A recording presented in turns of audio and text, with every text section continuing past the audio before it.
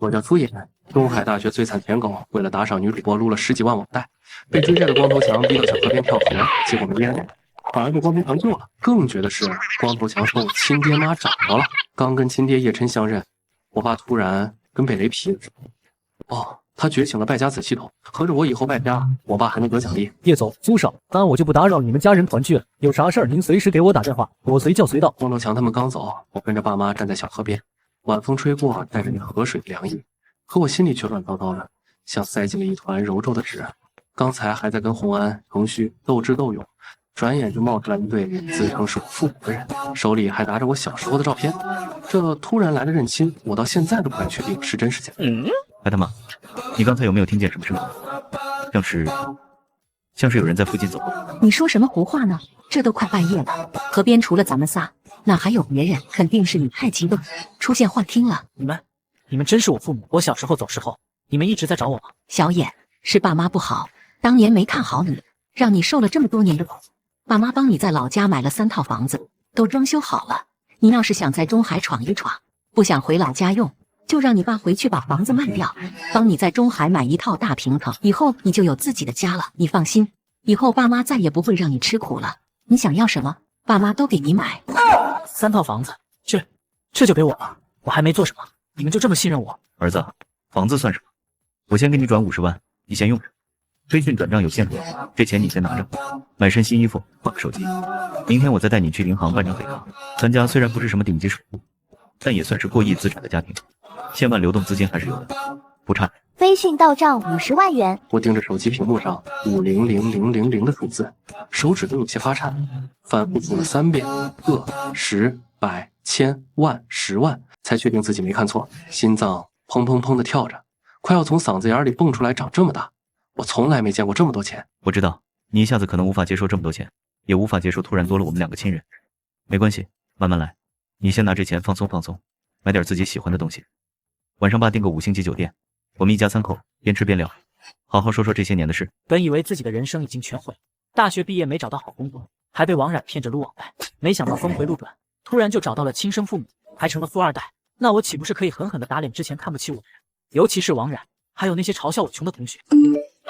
苏野，我今天要跟人 PK， 一定不能输。你不是能撸网贷吗？再给我借50万，打赏给我。还敢给老子发消息？联系方式也有了，正好我先回学校换个衣服，晚上去找你们。拜拜。宿舍楼前的空地上，早已围得水泄不通，嘈杂的人声混着手机外放的音乐撞进耳朵。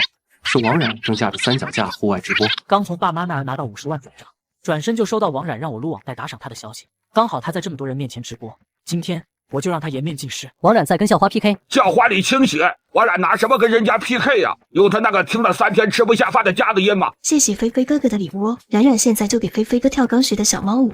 之前我打赏送礼的时候，王冉从来没有给我跳过舞，更别说飞吻了。我问起来就说自己害羞不好意思，还反过来说我是不是一定要让他做自己不喜欢的事。但是现在看来，这哪是他不喜欢，原来是把自己当冤大头往死里坑呢。啧啧，看看，还是人家王冉会撒娇，这声音嗲的哟。哥哥的，你校花就是开着就放不开，连声哥哥都不愿意叫，你说谁还打赏他？哎，现在什么情况？校花有胜算没？要真让王冉赢了，指不定到时候怎么编排校花呢？双方是军力敌望，王冉真牛逼，撒娇跳舞卖萌，一套小烟飘下来，谁还扛得住啊？校花那边就纯用自己的颜值扛着呢。苏衍听着大家的议论，逐渐陷入回忆。校花李清雪的脸越来越清晰，那是苏衍刚进大学，是李清雪在给他发社团招新传单的画面。记忆里，李清雪一直是一个善良且真诚单纯的女孩。现在再看向同学的手机屏幕，李清雪虽然也化了点妆，但是也能看出眼神中的疲惫。校花，你怎么和王冉沾上边了？这娘们可不是个好人啊！哥哥们等我一下下哦，冉冉要去方便一下呢。这不是苏衍吗？我早上还看到他被一群社会人追得到处跑，怎么回学校了？他不怕那些债主找过来吗？长得倒是挺帅，怎么想不开去借网贷呢？那玩意是人能碰的？这有什么用？还不是舔狗一个。据说网贷借来都打赏给女主播了，听说借了10几万。我靠，10几万全都打赏给女主播了？这女主播的是天仙儿吧？难道比李清雪还漂亮？都说情人眼里出西施，我当时也是这样觉得，哪成想我是一只舔狗。他的眼里是一坨沟，好在跳了1次河，把眼睛洗干净。我苏衍今后重新做人。苏衍，你还愣着干嘛呢？赶紧给我打吧，我今天是一定要赢的。你要是让我输了，我告诉你，我俩没可能。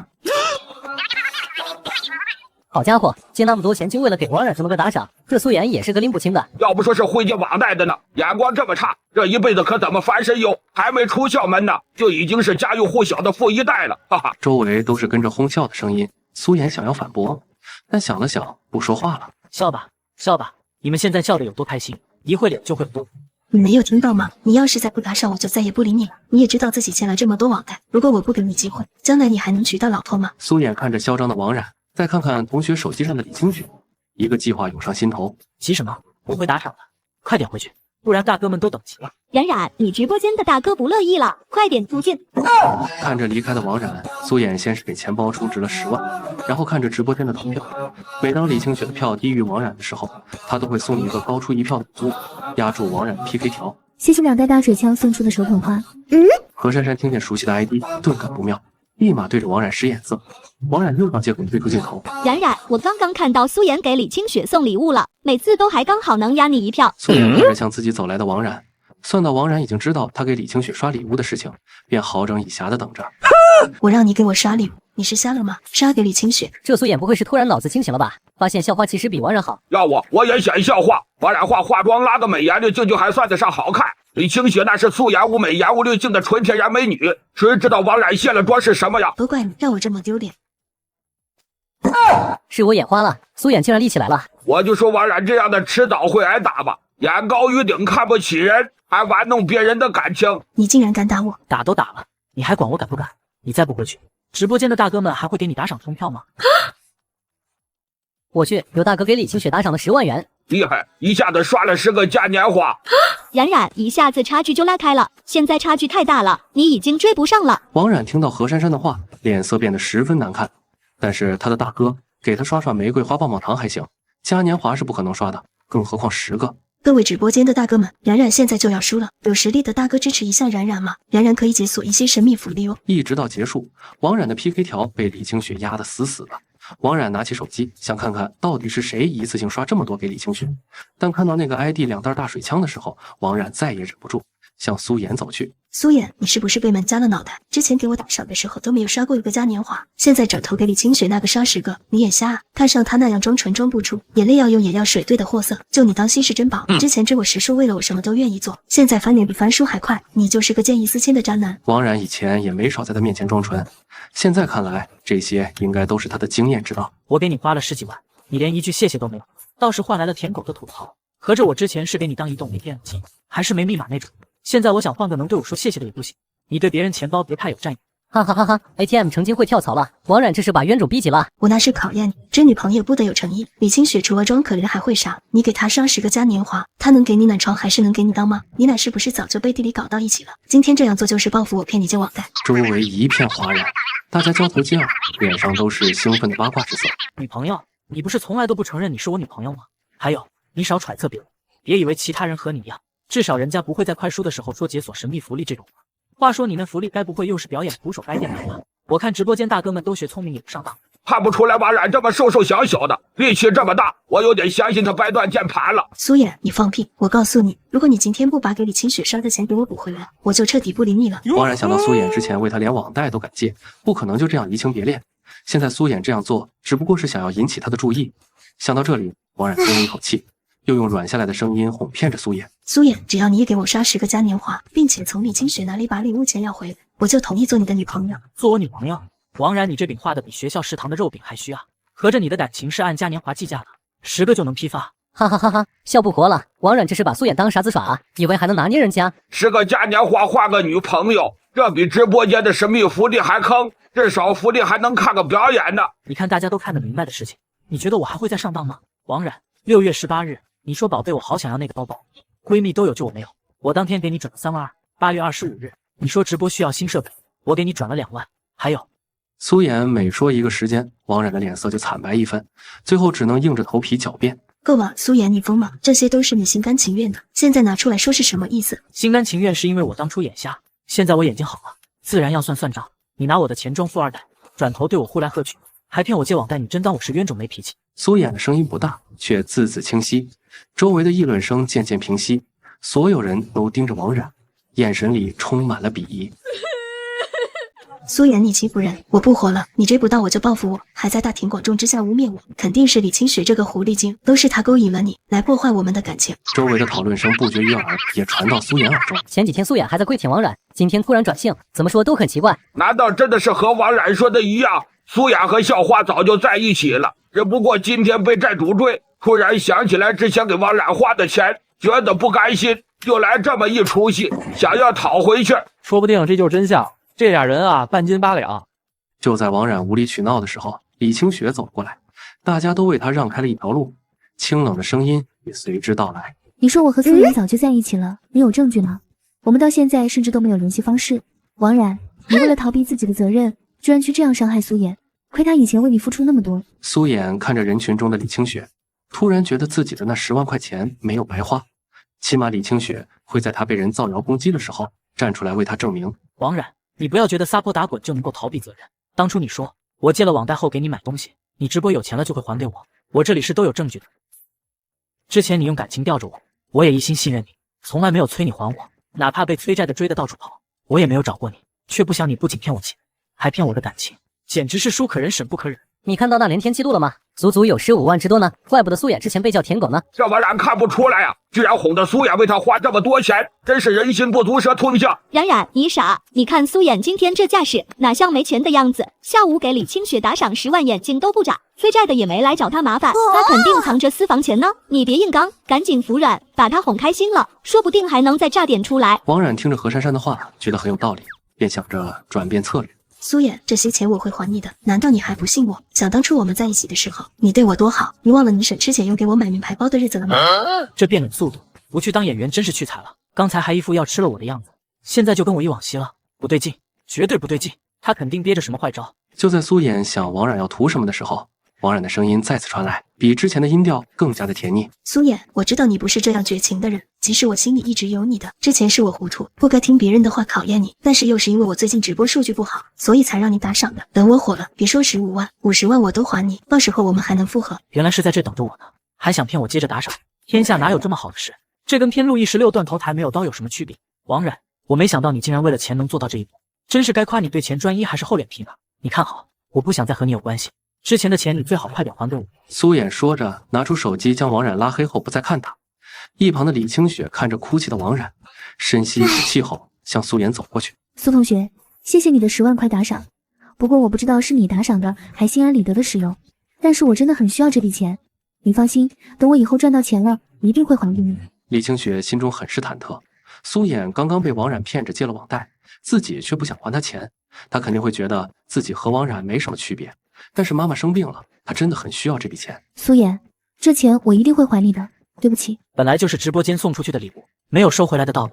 李同学，你不用还我。苏衍竟然不让李清雪还钱，看来珊珊说的是真的，我一定要抓住这个摇钱树。你放心，我一定会还的，我们加个联系方式吧，等我攒到钱我一定还你。苏衍点点头，拿出手机和李清雪加了好友。李清雪看着手机列表中的人，放下心和苏衍道别后离开。苏衍看着手机上的李清雪的头像，忽然想起来，不知道刚认的老爹老妈，要是知道我今天一下子败家了10万块钱，会不会逃？后来我才知道，就在我加李清雪微信的时候，老爹那边出大事了。他开着飞驰正兜风，突然响起了奇怪的声音：检测到败家子败家10万元，恭喜宿主获得奖励，中海天湖洲际酒店。我就说，刚才听到什么声音？开车呢？你在这大惊小怪什么呢？我也不知道怎么回事，说我获得什么系统奖励，中海天湖洲际酒店。你大白天的做白日梦呢？含天湖洲际，我妈那白眼翻得都快上天了。结果老爹手机突然响了，是天湖酒店的王经理的。这一下两人都傻了眼。哪位？您好，叶琛，叶先生是吗？我是中海天湖洲际酒店的经理王天龙，刚刚得知消息，您收购了我们酒店，冒昧打电话过来，不知道您什么时候有时间？难道系统是真的？叶先生，您在听吗？哦，既然这样，我一会儿过去。另外，晚上帮我们准备家宴，我儿子在中海大学，你派个人去接他过来。你是说天湖洲际酒店是咱们的了？如果这不是诈骗电话的话，是的。天湖的实际价值已经超过咱们家总资产的10倍。检测到宿主第一次获得败家返现奖励，解锁系统新手大礼包，宿主儿子认亲前败家50万元，获得100倍返现奖励5000万元。爸，我刚才给一个女同学打赏了10万块钱，不过你先别急，到时候见面了我再跟你解释。儿子，不用，我挣钱不就是拿来给你花的吗？爸之所以打电话，是要你先把你的银行卡号发给我，我再给你转1000万。区区10万块钱算什么？你就随便花。1000万，随便花？难道我家有钱嚣张到这个地步了？改天问问老爸，这个随便花的上限在哪里？1000万，算什么？随便花。冉冉，苏衍真的还有钱，我听到有人对他说1000万随便花，你可一定要抓住这个摇钱树啊！珊珊，现在苏衍认定我是一个拜金女，你说我该怎么做才能让他回心转意？之前他爱你爱得死去活来，不可能几天就会变心，只要你给他一点甜头，自然就会回心转意了。而且他刚刚转头舔李清雪，什么好处都没有得到，你给他一个台阶下，他自然投怀送抱。你生气了好不好？我跟你道歉还不行吗？王冉居然主动求和，这就是10万块的魅力。说不定是借的高利贷，不然这钱哪来的？苏衍，这钱我给你转回去，你快去把高利贷还了，不然你的未来就真的毁了。苏衍，李清雪把钱退给你了，你再给我重新打赏好不好？人家今天输了 PK， 可是太丢脸了。王冉，滚开！别来恶心人！清雪，这钱你拿好，放心。我没有借高利贷，这钱的来路正常的，你就安心用吧。我相信你，苏衍，你不是那种不知轻重的人。不过我还是要说，你还是不要谈恋爱为好，因为你好像有点恋爱脑。苏衍，你算什么东西？你离开我，转头去追李清雪，不还是当个舔狗？说来说去，李清雪不也是因为你打赏的那10个嘉年华才对你有好脸色？我看你就是舔狗的命，舔狗舔到最后一无所有。我就看你是怎么被李清雪这个贱人玩死的。王冉，我和你不一样。你哄骗苏衍借网贷，还不承认自己的错误，还不还钱给人家苏衍造谣。我是真心感谢苏衍，也愿意给他打欠条的。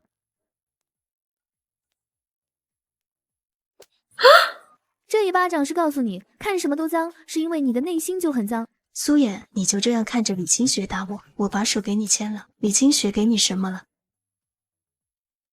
牵手，喝。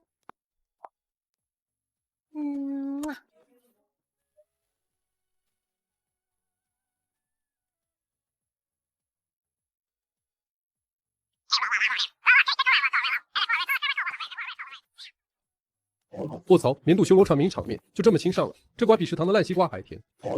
苏衍走了什么狗屎运，居然被2大美女围着抢，这剧情比我追的爽文还刺激。清冷女神强吻穷小子，反手山库绿茶，绝对能火！李清雪，你个彻头彻尾的绿茶婊！直播间10万块打赏到手，扣完分成合适才6万不到，就值得你这么讨好苏衍这种穷三鬼？你也太廉价了吧！他就是个撸网贷的 loser， 现在还借了高利贷，连自己都养不起，你跟着他能有什么前途？骂我可以，要骂苏衍配吗？他就算没钱，也比你这种趋炎附势、嘴巴恶毒的女人强100倍。你给我等着，李清雪，我跟你没完！今天不撕烂你的脸，我就不姓王！就在这千钧一发之际，引擎风靡，震得粉王操来，汽车的声浪别只能听，对他不简单。而周围人也纷纷看是什么道。苏衍顺着人群的目光看去，黑色的汉的汉子停在楼下。那标志苏衍再熟悉不过，心里突然有点慌，该不会是找我了吧？哇靠！是汉的汉斯幻影啊！落地近1000万的顶级豪车，没想到在我们学校能看到活的。我的天！我要是能傍上这种级别的富二代，以后哪里还需要直播赚礼物？直接嫁入豪门，直接躺平，谁还天天对着镜头装可爱，喊哥哥刷礼物啊？苏衍？什么苏衍？一个撸网贷的穷屌丝，我就不认识。可是我脸上有耳光印记，不知道我说是腮红，不知道他信不信。呜。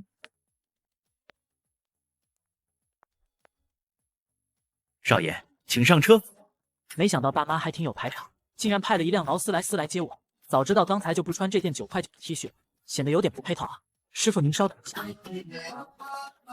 清雪，有没有兴趣一起吃个饭？就当感谢你。好啊。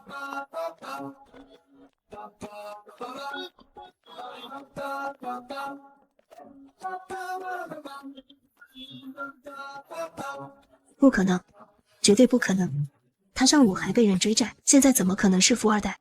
一定是假的，一定是他租来的车。哎呀，小冉，你别想太多了，苏衍怎么可能是富二代？肯定是租的车。你看他穿的那破 T 恤，跟豪车格格不入，一看就是装的。再说了，他要是真有钱了，你不开心吗？他之前最喜欢的可是你呀！刚才李清雪帮我怼了王冉那番话，听得我心里直痛快。现在我正跟着他往路边的车走，身后那俩还在那瞎琢磨呢。声音不大不小，刚好能飘进耳朵里。你没听说过一句话吗？欠债的才是大爷。你看那车看着就不便宜，指不定是哪个催债公司的，他把人逼急了跑了。哦，你是说苏衍是被催债人接走了？难怪刚才他跟李清雪走的那么急，肯定是躲不过去了。那可不，我猜啊，催债人肯定是查到苏衍是个孤儿，无依无靠的，怕他真被逼得寻短见，这才这么小心翼翼的请苏衍过去谈。没错，苏衍那个屌丝的底细我知道的一清二楚。他爸妈走得早，手里没俩钱，平时还爱撸网贷买些没用的道，他怎么可能一下子成了什么富二代？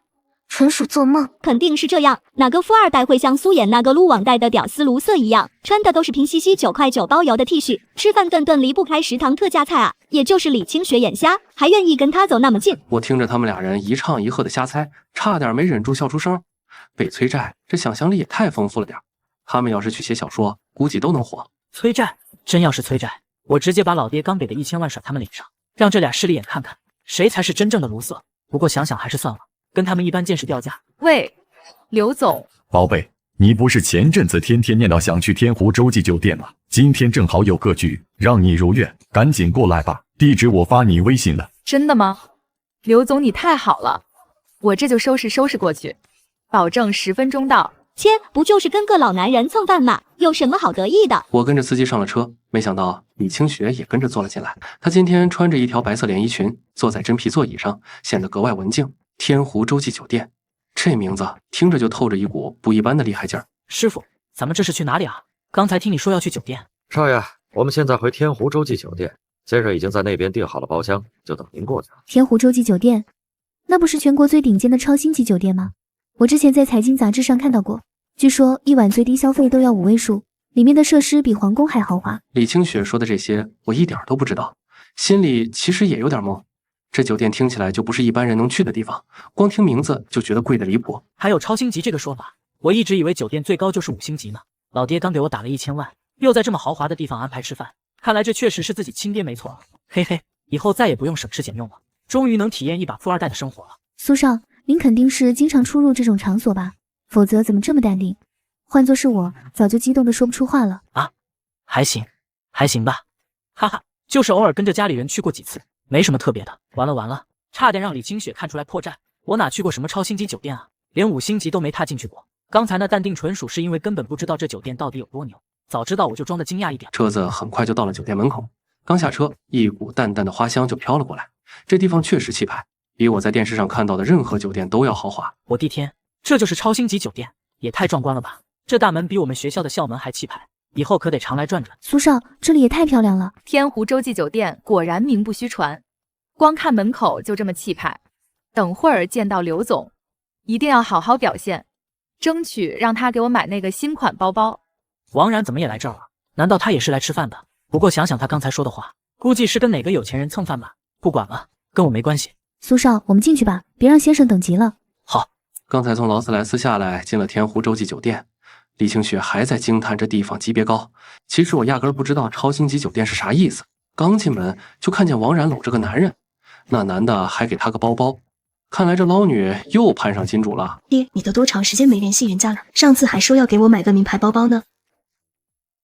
啊，辉哥你也太好了吧，这正是我想要的颜色，比我想象中还好看。哇，爱你有点。没想到苏衍这个撸网贷还不上的穷屌丝，竟然有脸来天湖。他不是被催债的人绑来这儿要债的吧？我可是求了辉哥你好久，才有机会来这儿见见世面，他凭什么？这王冉真是满嘴跑火车。我啥时候撸过网贷？上次明明是他自己借了校园贷还不上，求着我帮忙找辅导员，现在倒反过来泼我脏水。怎么了，宝贝？这2个乡巴佬惹你不高兴了？爹，他们是我的大学同学，刚才在学校门口，他们还联合起来欺负我，说我配不上跟你做朋友，还骂我不知廉耻。你一定要帮人家做主啊，不然我今天都没脸见人了。哼，什么阿猫阿狗都敢来天湖凑热闹，还敢欺负我的人，真是不知天高地厚。爹今天就帮你出这口气。刘辉说着就甩开王冉的手，迈着8字步朝我们这边走过来，那眼神凶巴巴的，像是要吃人。看来今天这麻烦是躲不掉了。你们2个乡巴佬，眼睛长到后脑勺去了，知不知道这里是什么地方？天湖洲际酒店，住一晚的钱够你们打半年工，可不是你们这种穷酸货来拍照发朋友圈炫耀的地方。赶紧滚出去，别在这儿碍眼。我当是谁呢？原来是王冉的好爹啊！怎么带着干女儿来这儿显摆刚买的包？这包看着挺贵，就是不知道花的是谁的血汗钱。苏衍，你少在这里装蒜，你浑身上下加起来都不止200块，一个撸网贷的穷屌丝，能踏进天湖的门，估计是被催债的人绑来的吧？是不是想找个有钱人借钱还债啊？我劝你别做梦了，这里的人可不会可怜你。总比某些人靠出卖身体攀附金主，吃软饭吃的理所当然强。王冉，你别胡说八道，苏衍从来没有撸过网贷，是你自己。你闭嘴，这里有你说话的份吗？一个跟穷鬼混在一起的女人也配开口？好小子，嘴巴倒是挺硬，今天不让你见见红，我看你是不知道天高地厚。何飞，你给我过来。何飞是天湖的大堂经理，平时就围着大客户转。他一听刘辉喊他，立马从服务台后面窜了出来，一路小跑，脸上堆着谄媚的笑容。刘总，您叫我，您这是怎么了？是谁惹您不高兴了？您吩咐一声，我立马帮您处理。小何，你看看，这里可是天湖洲际酒店，5星级标准，怎么什么垃圾都能在这里撒野？这2个穷鬼浑身上下都没有一件值钱的东西，怎么进来的？门口的保安都是干什么吃的？这种人也不拦一拦。对不起，对不起，刘总，是我们的疏忽，我现在就把他们赶出去，保证不打扰您。保安，赶紧到大厅门口来。收到，马上到。哼，老子可是天湖的大客户，甭管你是怎么进来的，都得给我横着出去。刚才跟清雪进酒店，就被王冉拦着诬告刘辉叫来大堂经理何飞。现在这帮人把我们围在大厅，一副要动手的架势，空气里弥漫着剑拔弩张的味道，周围的温度都好像降了几度。何经理，你就是天湖酒店的大堂经理，不分青红皂白就纵容客户污蔑他人，难道你就不怕？我也是天湖的客户。小子，教你个乖，老子就是靠这双眼睛吃饭的。什么人穿金戴银，什么人虚张声势，我一眼就能看穿。你们俩浑身上下加起来够不着一杯咖啡钱，2个来蹭照片找存在感的废物穷屌丝罢了，还在那儿冲大头蒜。没错，我可是天湖年消费100万级的大客户，虽然不知道你们是钻了哪个空子混进来的，但就算是真来天湖消费的，老子也不是你们能惹得起的人。小何，你眼力劲儿不错，办事也利索，回头我肯定跟你们王总美言几句。哎呦，多谢刘总栽培，这都是小事一桩，应该的，应该的。李清雪，现在你看清楚苏衍是个什么人了吧？他就是一个只能靠撸网贷度日的穷屌丝。我看你就是又丑又瞎，竟然被苏衍骗到这来自取其辱。我告诉你，天外有天，人外有人，像你们这种底层蝼蚁就不配出现在这种地方。王冉，我不需要你来教育我什么是非对错。苏衍在我最困难的时候帮了我，我就一定要感谢他。这跟他是什么身份，有没有钱没有任何关系。不是所有人都像你一样，为了点虚荣，连最基本的道德底线都可以不要。小贱人，我看我是给你脸了，爹，你快让人教训他们嘛！王冉这声爹喊得我鸡皮疙瘩掉了一地，还能再虚伪一点吗？刘总，您不用说，我来搞定，还愣着干什么？把这2个闹事的穷鬼给我抓起来！宝贝儿，别急，一会把他们俩抓住了，让你亲自上去打他们脸，出气。爹，你真棒，最爱你了！站住！你们是酒店的保安，职责是维持秩序，不是某些人的私人打手，更不是绑匪。在没有弄清事实，没有任何合法依据的情况下动手，我告诉你们，这是非法拘禁，是犯罪的事情。保安们停在原地不敢动，面面相觑。苏衍的话击中了他们的软肋，看来他们也怕闹大了担责任，毕竟谁也不想为了拍马屁把自己搭进去。怕什么？给我抓！出了任何事情，由我刘辉担着。打坏了东西，或者不小心伤了哪儿，赔多少钱，我给，双倍给。动手！我和清雪在楼下被保安追得手忙脚乱、狼狈不堪的时候，怎么也想不到，就在我们头顶几十米的地方，我亲爱的爸妈刚刚接到我到了的电话，正满心欢喜的准备下来接我呢。这命运的错位，有时候真是讽刺的让人想笑。老婆，好消息，儿子电话打通了，他和同学一起过来的，车已经到酒店门口了，咱们要不现在就下去接一下？这孩子说了，让他直接上来。到了，哎呀，快走啊！慢点，慢点，瞧你急的，儿子又不会长翅膀飞了。这酒店这么大，别一会儿你走太快，再磕着碰着。你懂什么？小眼第一次带同学来这种场合，我们做家长的不在场面上撑起来，孩子心里该没底了，也不知道他那个同学是男是女，性格怎么样，别磨蹭了。刚才我灵机一动，喊了一句你们这是非法拘禁，确实让那几个保安犹豫了一下。毕竟这光天化日金碧辉煌的地方，动手抓2个学生传出去影响不好。可刘辉那个暴发户直接拍着胸脯嚷嚷，一切后果他承担。这帮保安一看有人兜底，立刻像打了鸡血似的又扑了上来。好汉不吃眼前亏，我赶紧拉着清雪先跑再说。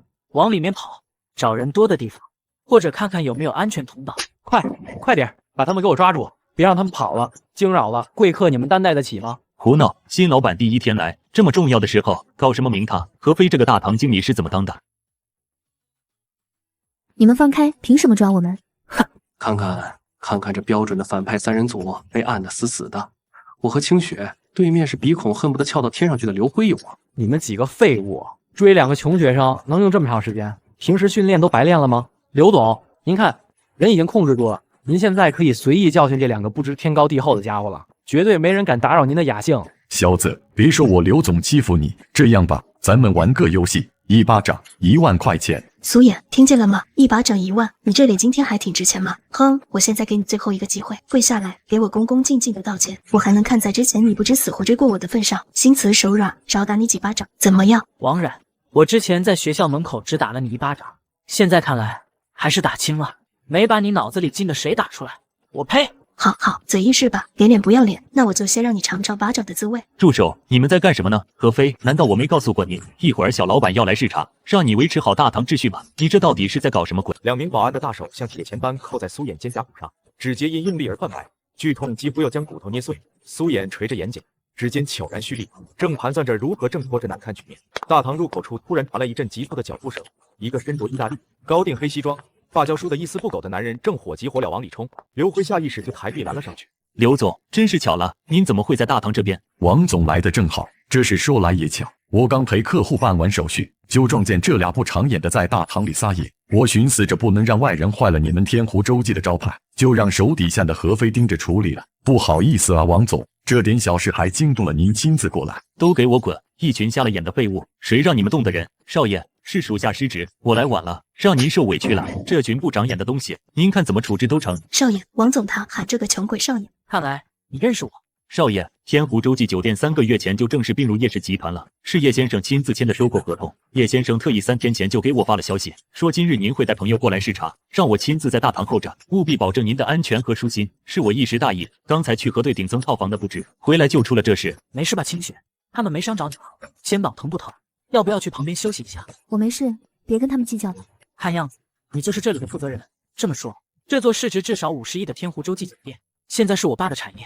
正是，少爷，属下王天龙，现任天湖洲际酒店总经理。您要是有任何吩咐，哪怕是要整个酒店停业整顿，属下都能立刻安排。王总，您刚才说他是叶氏集团的小老板，会不会是您认错人了？您看他们这个样子，瞎了眼的狗东西！叶氏集团唯一的继承人你都敢动，你是想让我这个总经理陪着你一起卷铺盖滚蛋，再把全家都拖进深渊吗？完了，我上周还求着叶氏集团给我们公司注资呢，这小子要是在叶先生面前提一句不待见我们公司不出3天就得破产。我刚才怎么就瞎了眼，把财神爷当成要饭的了？这些彻底得罪死了。不可能，苏衍明明是福利院出来的，吃了上顿梦下顿，怎么会突然变成叶氏集团的继承人？一定是搞错了，他肯定是找人演的戏，想赚大款吓唬我们。小老板饶命啊！我真的不知道是您啊，我有眼不识泰山，我是猪狗不如的废物，求您大人有大量，把我当个屁放了吧！我上有80岁的老母亲要养，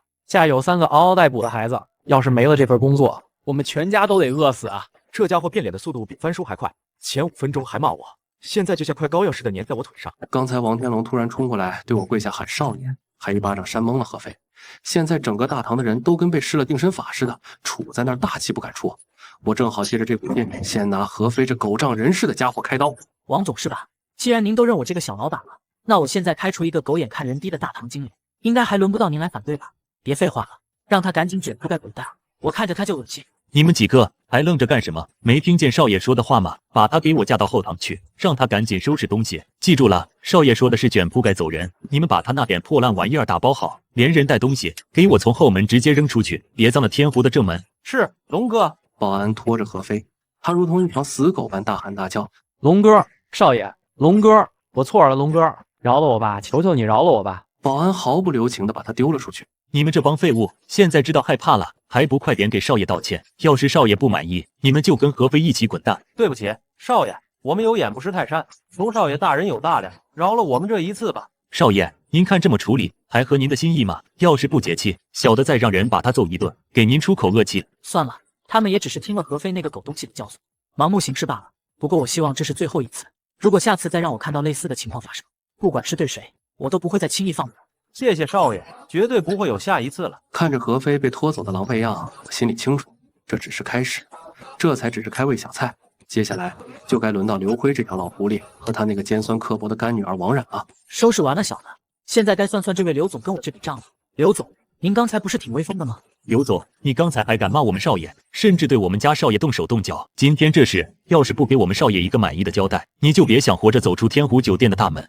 我是不是给你惹大麻烦了？这个苏衍明明就是个无父无母的孤儿，我也不知道怎么就成了天湖的小老板了。孤儿，这标签贴我脑门上多少年，今天总算能撕下来，还顺便打了这丫头的脸，爽。先不要急，只要没把事情做绝，就还有缓和的余地。天湖集团这么大的盘子，他们未必真敢跟我们刘家彻底撕破脸。苏少，大家都是成年人了，江湖不是打打杀杀，是人情世故，得饶人处且饶人。你说吧，今天这事，你想怎么样才能善罢甘休？什么打打杀杀，什么人情世故？王天龙，你给我滚出来！这里到底是怎么回事？你是怎么管理的？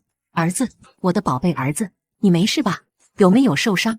是不是他们这帮混蛋欺负你了？告诉妈妈，妈妈给你做主。刘辉还在炫耀400万生意，真把自己当根葱了。王总，辉光集团可是天湖最大客户，叶总每年400万合作，分量不轻吧？他跟天湖有多少资金往来？每年400万左右。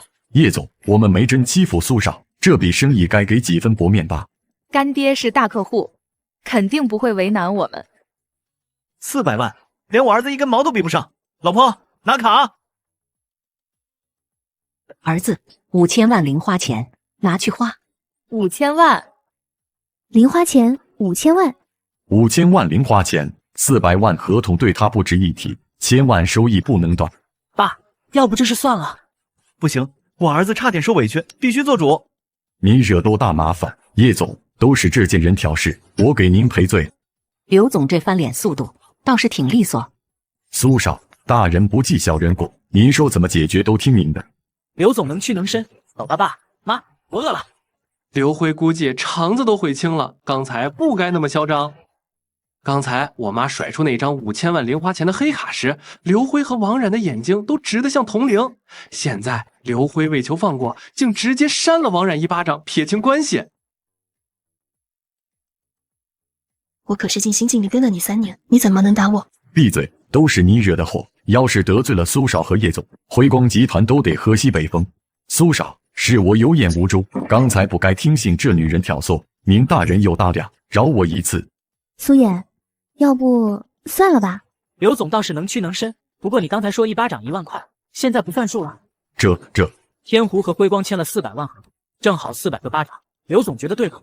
刘总，不如转400万到天湖公益账户，抵偿修缮费用。看在王总面子上，400万捐给贫困教育，这是了。谢谢苏少，我现在就安排转账。苏少，转账已经安排好，您放心。你可以走了，以后天湖不欢迎你和王冉。苏衍，让他也走吧。路是他自己选的，王总按酒店规定处理。是，苏少。刚才谢谢你，没有你我都不知道怎么办。客气什么？走，去楼上包间见我爸妈。3人沿着走廊往前走，地毯吸走了脚步声，只有壁灯发出微弱的光晕。李清雪好奇地看着墙壁上的山水图，手指轻轻点了点其中一幅画的角落。这幅画的落款跟你上次给我看的童年画册上的字好像啊。这是我爸特意找画家临摹的，我小时候总在画册上画这种山，他记到现在。叶先生为了找这种画，上周还特意去了趟古玩市场，怕临摹的不像，还带了苏少小时候的画册给画家当参照。对了，苏少，叶太太刚才让我跟您说，她炖了您爱喝的冰糖雪梨汤，已经温在保温锅里了，等会儿您尝尝，看是不是以前的味道。辛苦王总了，我妈总记着这些小事。阿姨也太好了吧，我妈都记不住我爱吃什么。上次我跟她说想吃糖醋排骨，她转身就买了红烧肉。等会儿你跟我妈说，她肯定会让张妈给你做。我妈就喜欢热闹，尤其是喜欢跟女孩子聊天。是阿衍来了吗？快进来。苏少，李小姐，请进。叶先生和叶太太已经等您一会儿了，我就在楼下，要是有需要，您随时按服务铃叫我。麻烦王总了，你也去忙吧，不用特意等着。李小姐别紧张，叶先生、叶太太都是很好相处的人。李清雪对着王天龙点了点头，深吸一口气，跟着苏衍走进包间。王天龙在门口轻轻带上门，转身往电梯方向走去。走廊恢复了之前的安静，只有观湖阁包间内偶尔传来的笑声顺着门缝飘出来，温暖又热闹。苏衍，我刚才没跟你爸妈问好，等会儿见面会不会不礼貌啊？还有我穿的这件裙子……别紧张，我妈上次见你照片还说你眼睛亮，像小时候邻居家的妹妹，裙子也很好看。她不喜欢太拘谨的打扮。再说了，对了，你爸妈怎么突然想起给你5000万黑卡？你还说自己是普通学生，现在突然成了酒店半个老板。我爸上周找我聊过，说以前我跟着奶奶住的时候，他没尽到当爸的责任，现在想多补偿我。这酒店是他上个月刚收购的，特意让王总留了个股东名额给我。苏少说的是，叶先生收购天湖后，特意让人把顶楼走廊的字画都换成了苏少小时候喜欢的山水图。刚才楼下大堂的经理还问我，哇，那你爸妈也太细心了吧？对了，你之前说我来吃饭能免单，说话算话吗？以后我带室友来，当然算话。我爸妈巴不得我多带。在天台，李晴快步迎上来，眼神落在苏衍身上时，满是柔和；转向李清雪后，笑容更显亲切。叶琛坐在餐桌主位，放下手中的茶杯，指节轻敲桌面，虽没起身，目光却带着暖意。阿衍，可算来了，这位就是清雪吧？比照片上还精神，眼睛亮闪闪的，真招人喜欢。阿姨您好，我是李清雪，打扰您和叔叔吃饭了。小姑娘别客气，坐。阿衍跟我们提过你，说你帮他不少忙，上次他丢了身份证，还是你陪他去补办的。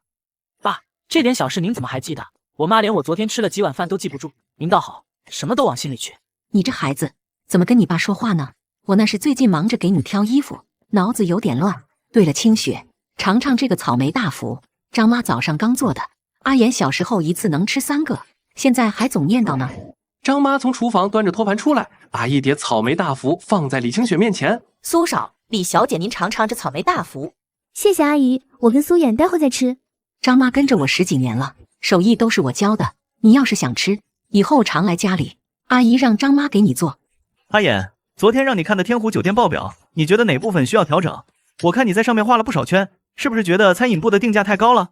爸，我觉得餐饮部的高端套餐太多了，普通客人消费不起，反而会让酒店少了很多客流量，不如增加一些平价套餐，既能吸引更多人来，也能让酒店的口碑更好。苏衍，你想得好周到。上次我室友来天湖吃饭，说菜单上最便宜的菜都要200多，最后只能去别的地方吃了。清雪说的对，阿衍这个想法好，你爸就是太追求高端，总想着把酒店做成只有富人能来的地方。其实啊，人多热闹才好。行，就按你说的办。下周我让王天龙配合你，把餐饮部的菜单重新调整一下。对了，下周家族宴会，你和清雪一起去，正好让你爷爷奶奶见见你。爷爷不是一直不喜欢我不务正业吗？我去了，他又要念叨我。你爷爷那是嘴硬心软，上次听说你帮同学打赢了专利官司，偷偷跟你爸夸了你半天呢。这次你带清雪去，他肯定高兴。苏衍，你要是不想去，咱们可以不去的，别让你爷爷不开心。没事，有你在，我爷爷肯定不会说我。再说了，我也想让他看看，我现在不是以前那个只会惹麻烦的小孩了。清雪，怎么还没休息？是不是今天在酒店受了惊吓，没缓过来？没有，我还好，就是想跟你说声谢谢。下午在大堂，还有刚才刘辉他们找事的时候，要是没有你，我真不知道该怎么办。跟我还这么客气干什么？之前直播 PK 的时候，你不也帮我对过王冉吗？咱们算互相帮忙。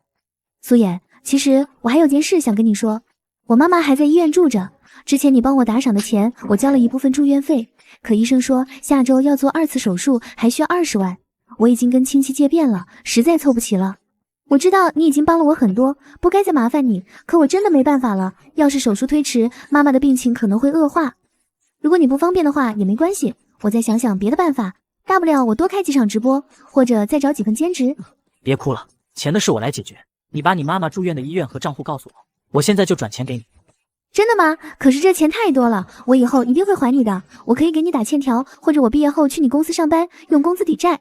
欠条就不用了，你也不用有这么大压力，先把阿姨的手术做好，其他的事以后再说。再说了，你要是真想去我公司上班，等你毕业再说也不迟，我还怕找不到靠谱的人帮我呢。苏衍，谢谢你，你对我太好了，我都不知道该怎么报答你。报答就不用了，以后别总把自己逼得这么紧，有事就跟我说，别一个人扛着。现在你先把账户信息输进去，我把钱转过去，也让你能安心点。就在这时，手边的手机突然震动起来，打破了房间里的静谧。喂，阿苏，我来中海找你了，刚下飞机，你现在在哪呢？欧阳，等我一下，我现在去接你。是你的朋友吗？那你快去，不用管我，我自己回学校就行。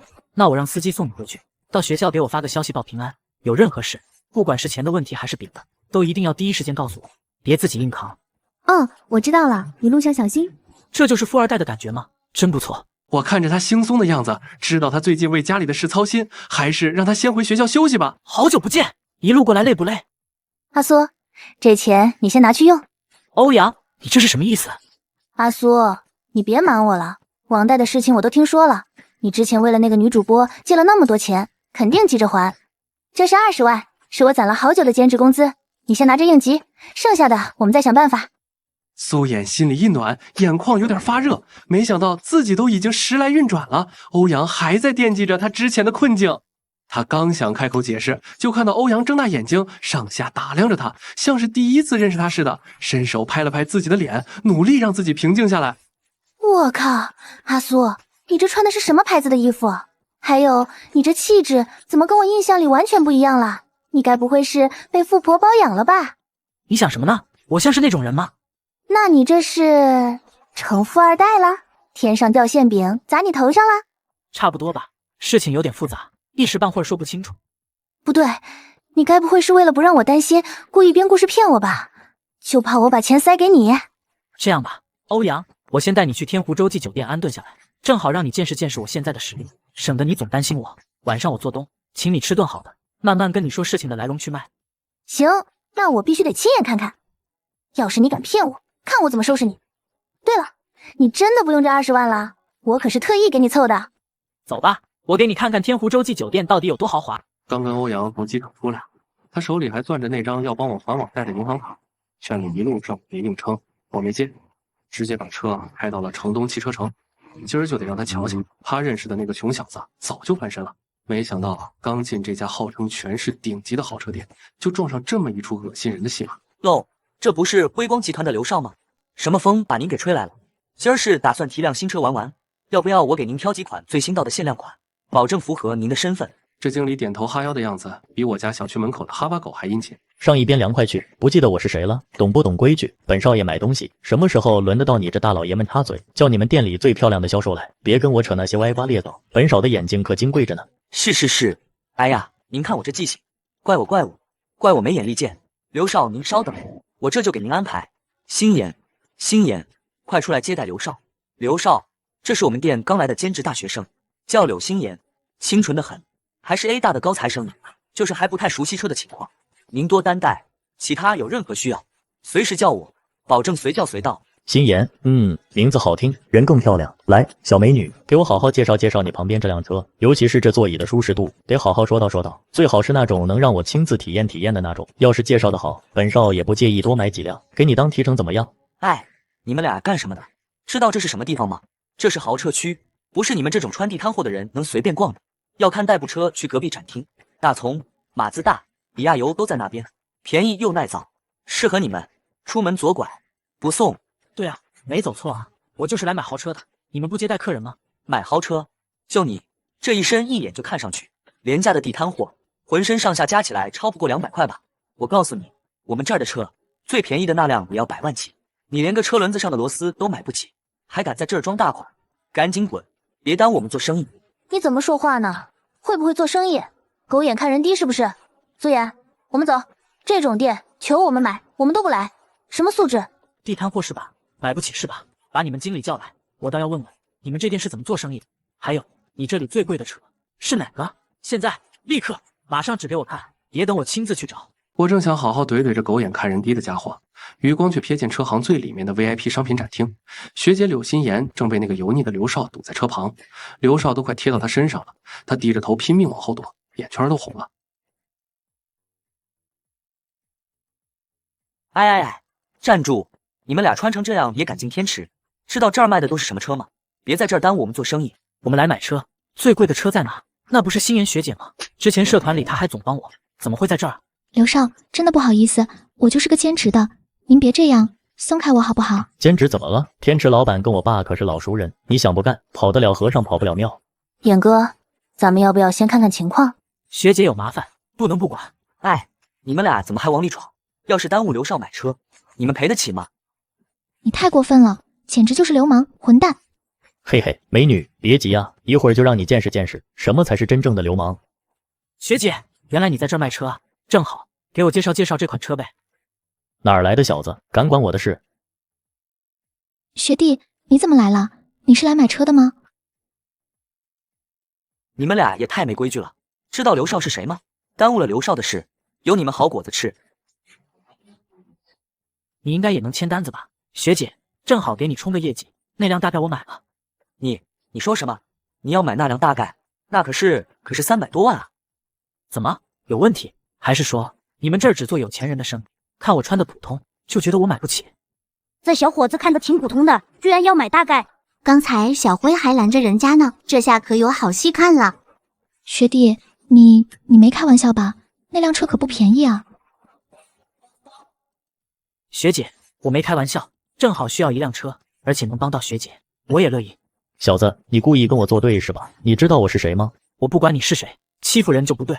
今天这车我买定了，而且以后请你离学姐远一点。你说什么？我没听错吧？你一个穿地摊货的穷小子，竟然想买这辆奔驰大 G？ 哈哈哈！刘少，你听听他这话。就是啊，就你这一身行头，加起来估计都不够这车一个轮胎钱，还敢口出狂言！小子，我劝你赶紧滚蛋，别在这丢人现眼。这可是奔驰大 G， 最低都要300多万，你连边都摸不起。我当然知道这是大 G， 不然我来这干嘛？对了，学姐，我一直听说买大 G 还送车模啊？车模？你小子是不是故意来找茬的？就算你真有几个臭钱，也太没素质了吧！我们刘少在天池都没敢提这种要求。车模怎么了？买辆车送个汽车模型不是很正常吗？我身边好多朋友买车都有送，怎么到这儿？是啊，我就是问问汽车模型的事情，毕竟我都花300万买大 G 了，总不能连个小小的汽车模型都没有吧？星妍学姐，送，当然送，一会儿我亲自给您包好，保证是最新款的模型。那就好，我现在就付款。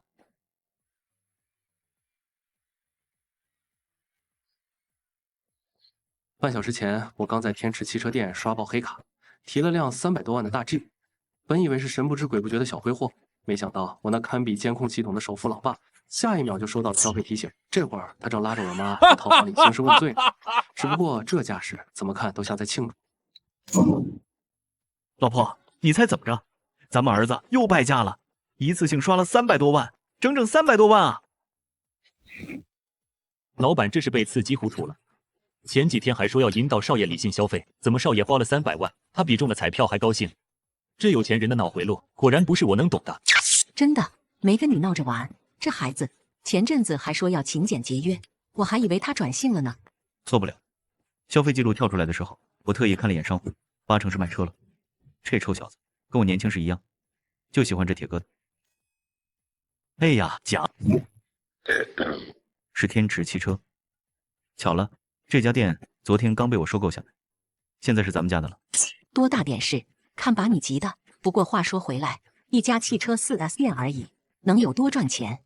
够咱们儿子造1个月吗？老板，夫人，您误会了。天池汽车根本不是普通4S 店，它是中海市顶级豪车的独家代理公司。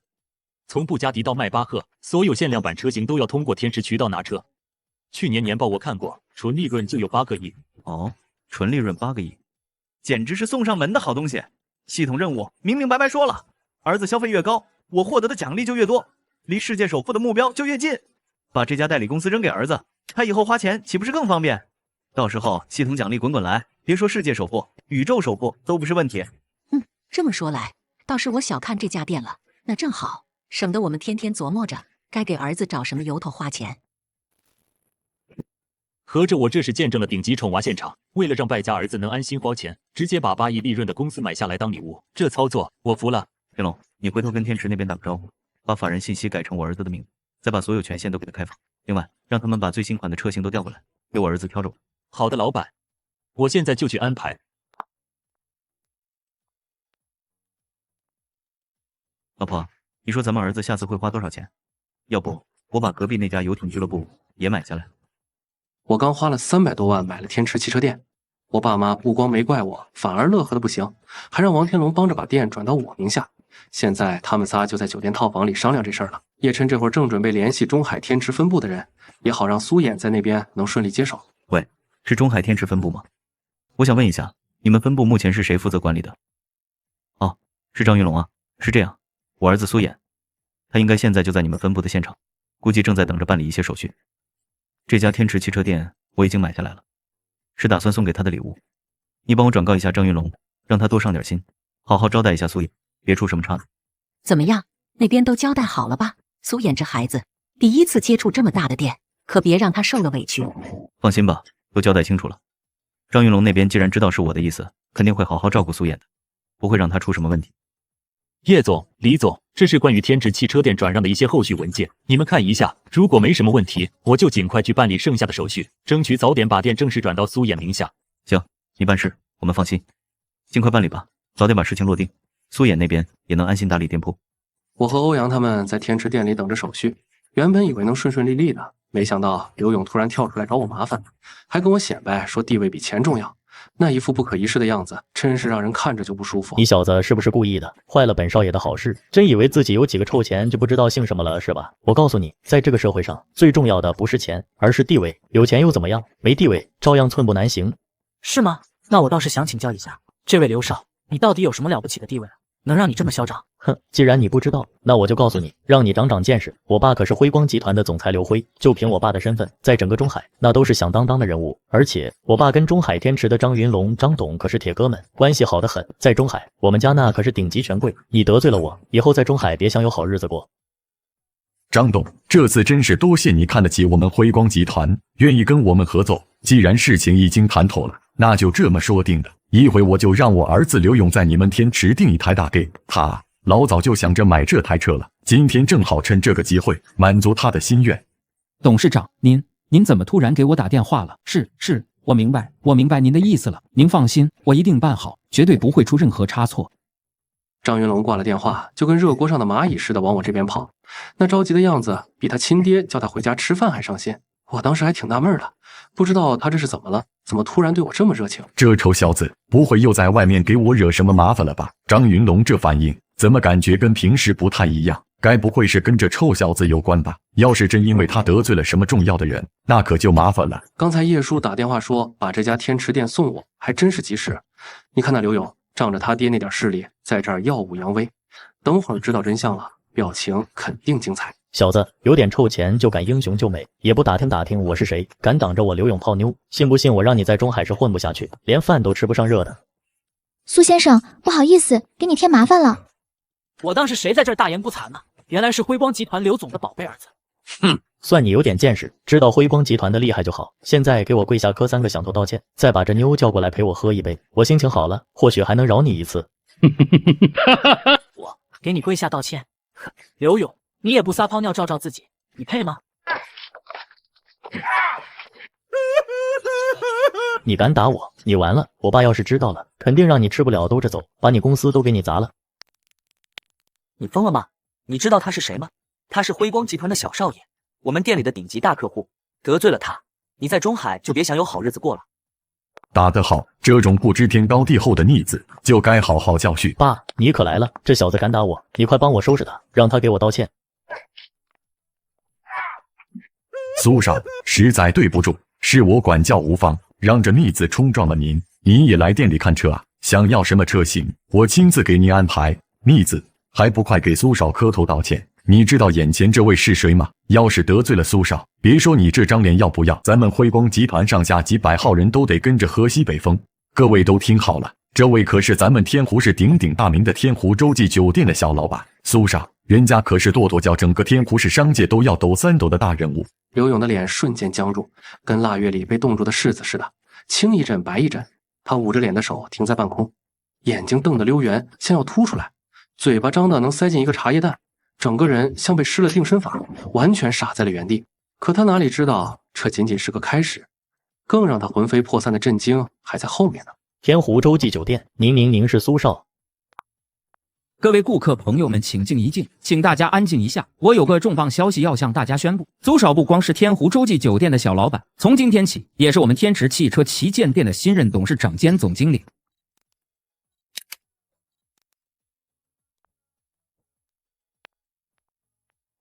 老板好，以后还请老板多多指教。什么？老板？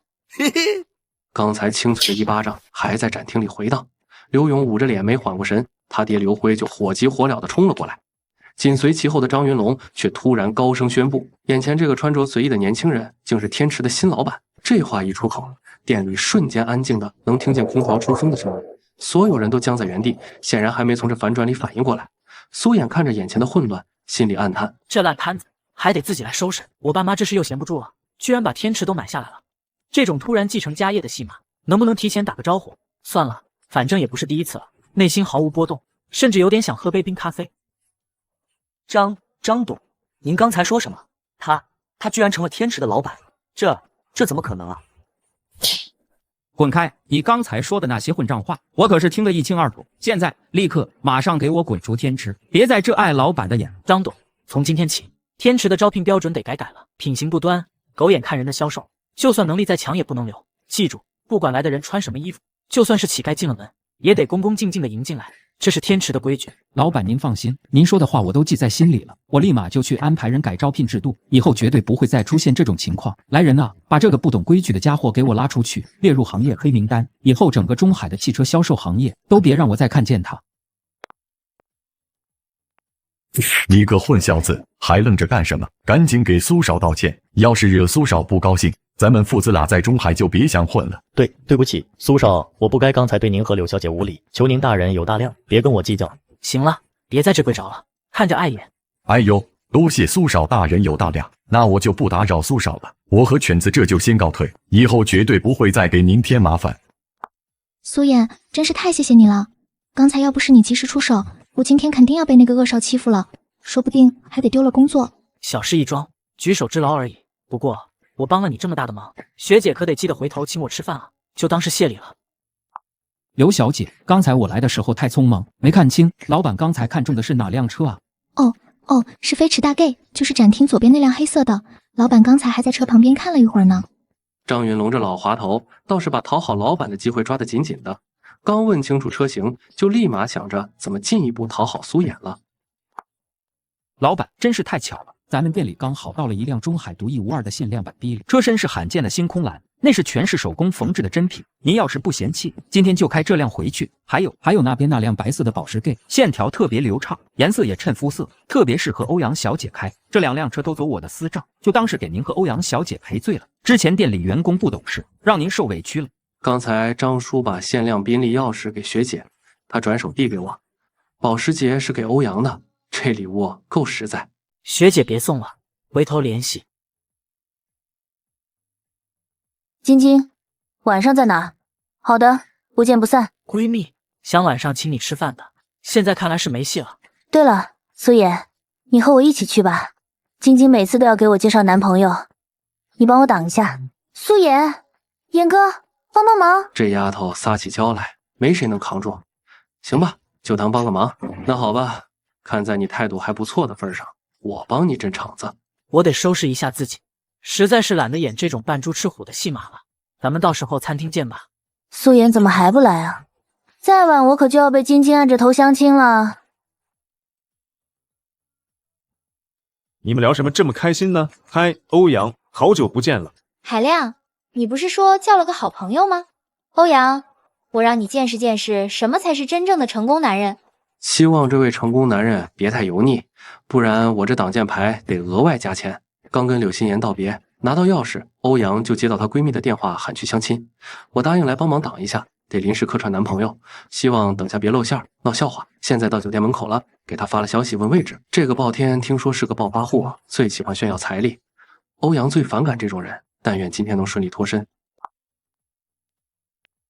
鲍总，你可算来了，我们都等你半天了。这位可是真金主，得伺候好了。要是能促成这桩好事，我那项目投资就有戏了。不好意思让你们久等，刚去取了定制的玫瑰花。你好，我叫鲍天，都阳小姐，初次见面，这99朵玫瑰象征我的心意，希望你喜欢。鲍先生太客气了，这花太贵重了。天哪，这么大束玫瑰，土死了！苏妍怎么还不来救命？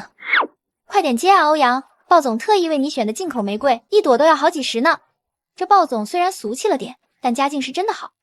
欧阳要是错过，就太可惜了。是啊，欧阳，鲍总多有诚意，听说你要来，特意推了个重要饭局赶过来的。你看鲍总多有心意，还给你准备了花，这颜色多衬你啊！难得相聚，赶紧坐，赶紧坐。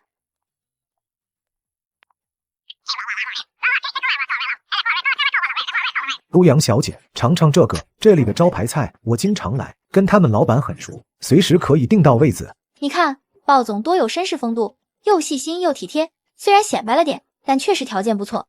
欧阳怎么一点都不热情？谢谢，不过我最近海鲜过敏，这表晃得我眼睛疼。说话就说话，非要摆弄那个表干什么？那尝尝这个，他们家做的很正宗。听说欧阳小姐是做设计的，正好我新买了个别墅要装修，改天可以去看看，价格不是问题。鲍总那别墅可是山顶景观房，光地皮就1个多亿，装修没个3、5千万下不来。欧阳啊，这项目要是能落到你手里，后半辈子都不用愁了。我算着时间发的消息应该刚好送到。欧阳的手机此刻正在震动，这个暴天每句话都像裹着金箔，不是炫别墅就是甩钞票。偏偏欧阳最烦这种浑身铜锈味的暴发户，看他握着筷子的指节都泛白了，强撑着的笑脸比哭还难看。我得抓紧时间进场救场。我已经到酒店了，你们在哪？我的天爷，救星总算来了！再让暴天跟赵海亮这么夹击下去，我今晚怕是要把胆汁都吐出来。哎呀，抱歉，我男朋友刚到酒店楼下了，我得去接他一下，失陪。我刚到酒店门口，欧阳就像只轻盈的小鹿般迎了过来，他怀里抱着一大束红玫瑰，他笑靥如花，挽着我的胳膊便往里走。这束玫瑰在走廊暖黄的灯光下愈发惹眼，引得路过的服务员都忍不住多看2眼，而我心里却明镜似的，这场见朋友的戏必须演得天衣无缝。晶晶、海亮、鲍总，给你们介绍下，这是我的男朋友苏衍。别紧张，都是我最好的朋友。各位晚上好，经常听欧阳提起你们，说晶晶姐活泼开朗，海亮哥为人仗义，鲍总稳重可靠。我不动声色地打量着包厢里的3人，若有似无地探究，这场鸿门宴比想象中还要开门见山。天哪，这么大一束红玫瑰，怕不是有99朵吧？哇，这香味也太上头了！欧阳，你这男朋友可真够浪漫的。欧阳这男朋友看着倒挺大方，这下鲍总该怎么办？而且真的好帅啊，身形挺拔，气质又好，比鲍总帅多了。帅能当饭吃，能有鲍总有钱吗？我瞅他这身打扮，估计也就是个写字楼里朝9晚5的普通白领，撑死了月入不过万。应该是没有鲍总有钱，不过这气质是真不错，往那儿一站，就跟旁边挂着的名人字画似的，自带一种沉静的气场。你就是苏衍吧？不会只会送这种华而不实的鲜花吧？现在的女孩子可不好哄，光靠耍嘴皮子玩浪漫可不行，得拿出真金白银来才行。苏衍送我花，我已经很开心了。再说，今天他还送了我。欧阳，这是特地给你买的礼物，看看喜不喜欢。苏衍，你怎么还真买了礼物啊？这让我怎么还？这下人情可欠大了。不过看他这副从容不迫的样子，显然是早就准备好了。心里那点慌乱瞬间被一股暖意取代，像揣了个小小的暖炉。说到礼物，晶晶，你还记得上次我惹你生气是怎么把你哄好的吗？告诉你们，哄女朋友就得下血本，不然怎么显出诚意？可不是嘛，他直接包下了5星级酒店顶层旋转餐厅的烛光晚餐，最重要的是还送了我这只价值上万的限量款手表。欧阳，你男朋友送你什么好东西了？别说了，都是些小东西，礼物嘛，最重要的是心意，价钱什么的不重要。哎呀，欧阳，拿出来看看嘛。晶晶，你别这样，太失礼了。没关系，既然大家都这么好奇，就让他们看看也无妨。这表，这做工也太精细了吧！这钻石切割，这指针的设计，这表看着就不便宜啊，得好几万吧。这场戏才刚刚拉开序幕，真正的好戏还在后头。刚才送了鲜花和礼品，打开了丝带。当那只表盒在水晶灯下泛出幽光时，包厢里的空气突然像被按下了暂停键，连背景音乐都仿佛淡了半拍。我靠在椅背上，饶有兴致地观察着他们骤然凝固的表情。这短暂的寂静里，藏着比任何吵闹都更耐人寻味的戏码。这绝对是专柜正品，这哥们到底什么来头？出手就是顶级系列。海亮，你倒是说话呀，脸都白了是怎么回事？难道这里面装的还是什么名牌手表不成？欧米伽超霸系列月之暗面腕表，女款是18K 金圈的皎月之光，男款是陶瓷表壳的阿波罗8号复刻版，这可是去年巴塞尔表展的限量款。你没看错，就是那个以阿波罗8号拍摄的真实月球表面没灵感，连表背都刻着地球升起图案的系列，全球限量2000套那个。这个表怎么了？不就是个看时间的玩意儿吗？能有多贵？总不会比我手上这只卡地亚蓝气球贵吧？这一只表公价10万，10万2个字像炸雷般在包厢里炸开时，毛晶晶的嘴巴瞬间张成了 O 型，那尺寸足够塞进一个茶叶蛋。欧阳担忧地看向我时，手指都攥紧了桌布。我端起茶杯，掩住嘴角的笑意，要的就是这个效果，让这群平日里眼高于顶的家伙好好开开眼界。10万，就这一块铁疙瘩，镶钻了还是镀金了？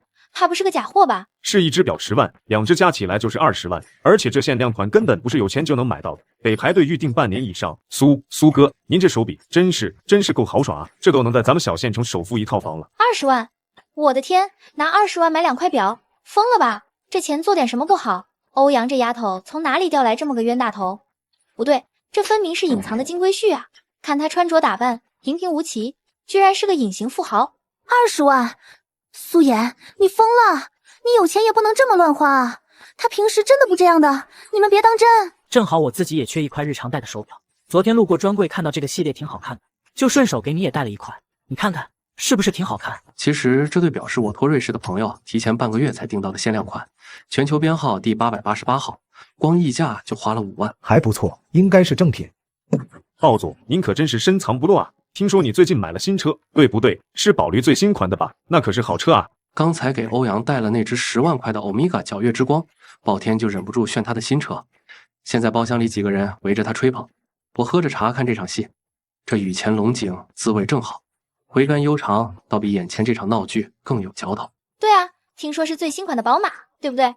车跟表一样，都是门面，还得是鲍总有实力，买车都看准了档次，不像有些人戴个表都遮遮掩掩的。还好，也就刚提的一辆新车代步，本来没想这么高调，但你也知道，现在谈生意嘛，这行头装备不能掉链子，不然人家都不带你们。鲍总大气，嚯，这落地得花了小100万了吧？起码得这个数。不多，落地100多个。要不是准备在中海再买套学区房，资金有点紧，我本来是想直接上保时捷帕拉梅拉的，那才叫真正的有排面。他们这也太夸张了，你别往心里去。暴天他一直就这样。往心里去，我倒是挺想知道，等他们见到我停在楼下那辆比亚迪的时候，这场戏还能怎么唱下去？怕是脸都要被打肿了。不好意思，打扰一下各位先生女士，请问楼下停车场那辆还没上牌的比亚迪是哪位先生的？喂，你没长眼睛吗？你没看到我们这里是什么人吗？我们鲍总是开宝马的，比亚迪，你问问这屋里谁看得上？我觉得这辆比亚迪挺好看的，比旁边那辆宝马还好看。那线条，那颜色，看起来档次很高，所以才特意上来问问的。这服务员胆真肥，敢在鲍总面前说比亚迪比宝马强。不过说实话，我那辆比亚迪仰望悠久确实挺帅，超跑造型是有点扎眼。你个衰仔懂个屁车，这辈子都只配开你的破国产了。宝马的刀你认识吗？骑你的电动车得了。我是打工的，但车好不好看我还不知道吗？我觉得那辆比亚迪就挺好的，看起来又有档次又帅气，比某些只会看车标的人强。你说什么？反了你了！把你们经理叫来，我要投诉你。我只是实话实说。你好，打扰一下，那辆比亚迪是什么颜色的？开口先说你好，多有礼貌。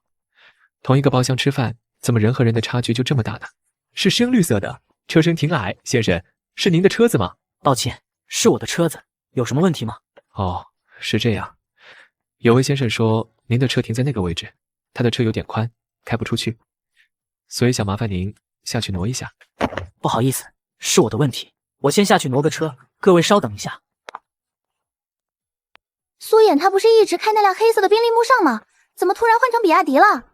而且听服务员描述，还是让暴天的宝马都显得逊色不少的比亚迪，这到底是怎么回事？刚才在楼下挪完我的比亚迪，想起欧阳还在包厢里，那帮人估计还在拿我的车说事儿，我得上去看看热闹。这出戏高潮还没到呢。开个比亚迪就觉得自己了不起了？抱歉，是我的车子，装什么绅士？要我说啊，这就是猪鼻子里插大葱，装像。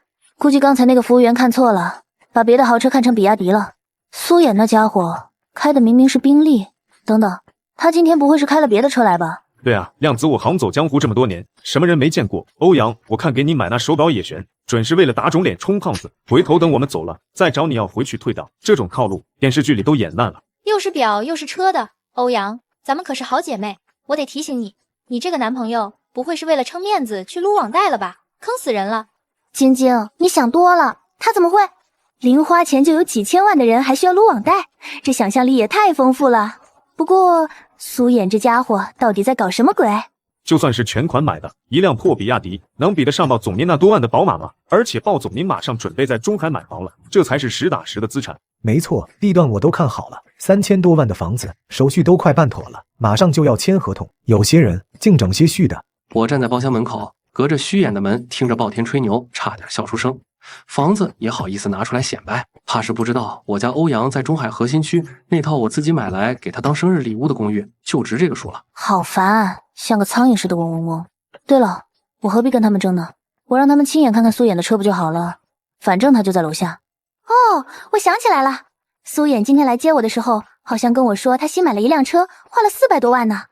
原来他说的就是比亚迪啊，我还以为是什么车呢。欧阳小姐，你不会真的被他骗了吧？哪里有400多万的比亚迪？你告诉我，我也去买一辆。可是他就是这么告诉我的，今天刚买的，全款400多万。欧阳小姐，他肯定是骗你的，比亚迪最贵的车也就100万顶天了。不会吧？我看着那车挺豪华的呀，里面还有好多屏幕。光是屏幕多有什么用？比亚迪怎么有宝马豪华？欧阳，你怕是没坐过真正的宝马吧？那质感完全不一样。欧阳小姐，要不这样，眼见为实，我带你去兜兜风，亲自体验一下什么叫豪华车的感觉。好啊，那我倒要看看宝马到底有多舒服。今晚有戏。哼，一个开比亚迪的穷鬼，差点被那小子拿出来的手表给镇住。等欧阳做了我的宝马，感受一下真正的实力，就知道该怎么选。看着他们一群人簇拥着欧阳兴冲冲的往外走，我心里偷着乐。去吧去吧，等下让暴天亲眼见识下我那辆破比亚迪，我保证他的脸会绿的跟我家阳台上那盆喝饱了水的绿萝有得一拼。刚才包厢里欧阳故意说我的比亚油值400万，暴天那蠢货当场就炸毛了，拍着桌子说要带欧阳兜风长长见识。现在我刚把车停好，欧阳就踩着高跟鞋噔噔噔朝我走过来，眼里那点狡黠的光藏都藏不住。这丫头入戏比我还快，奥斯卡都欠她一座小金人。你怎么下来了？楼上那群人没拦着你？那位鲍总说要带我去兜风呢，说是让我体验一下什么才是真正的豪车。可能是觉得他那50多万的宝马比我这辆比亚油坐着舒服吧。喂，别碰他，400多万的比亚油。欧阳小姐，你清醒一点，这种渣男编出这种离谱的谎话来骗小姑娘，要不要点脸？到底谁才是骗小姑娘的？张口闭口就是买房买车，套路俗不可耐，以为全世界姑娘都跟他一样肤浅。点哥，谢了啊！你这车位挪得太及时了，不然我那大 G 真得卡那儿当雕塑了。客气，不过我说宋少，你这车技真该好好练练了。这么大个位置，你都差点出不来。我这车不是又宽又大吗？开着得小心点。最重要的是，我怕一不小心刮到你的车啊！真刮了呀！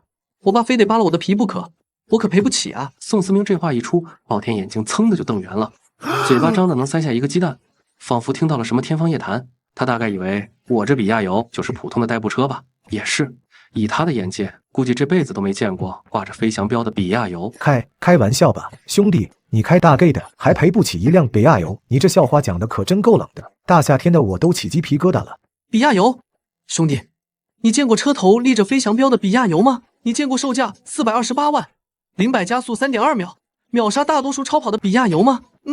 也不是完全没有。比亚油的纯电动大 8K 系列，出口海外的那种，可能真要这个价。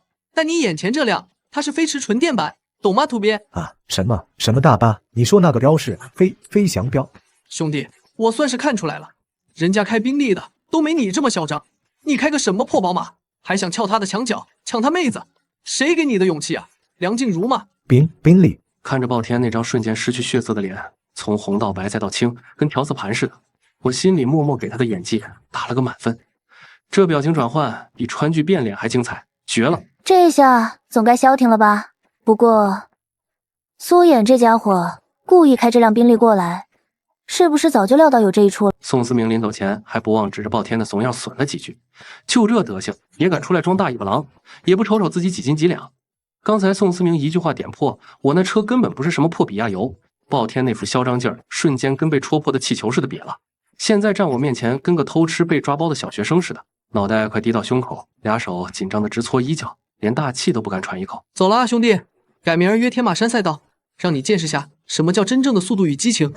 跟这帮玩意儿瞎混，纯属掉价。走了。行，宋少慢走，回头电话联系。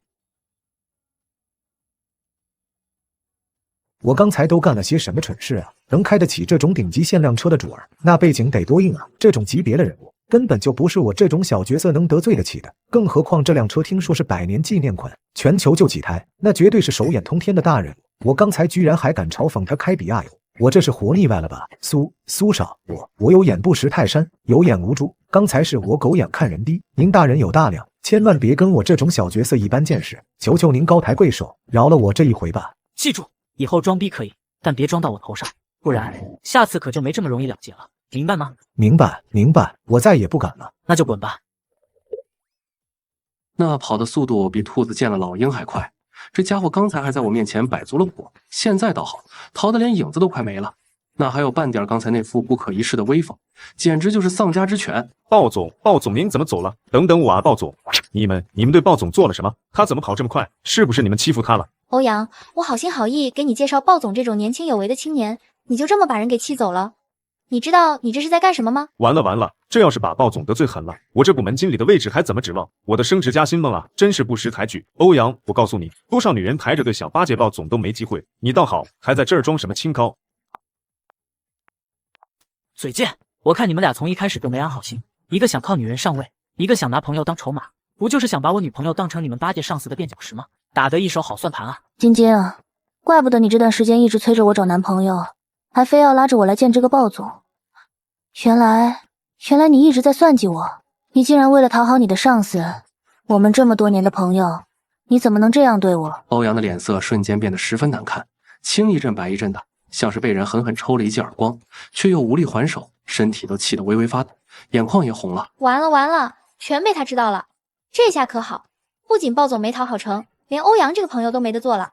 我这是赔了夫人又折兵啊！早知道就不该听赵海亮的撺掇，现在后悔都来不及了。刚才收拾完赵海亮那伙人，我带着欧阳进了逼离车，他缩在真皮座椅里，肩膀微微发抖，眼眶红得像刚哭过的兔子，长长的睫毛上还挂着泪珠，看得我心里一阵发紧。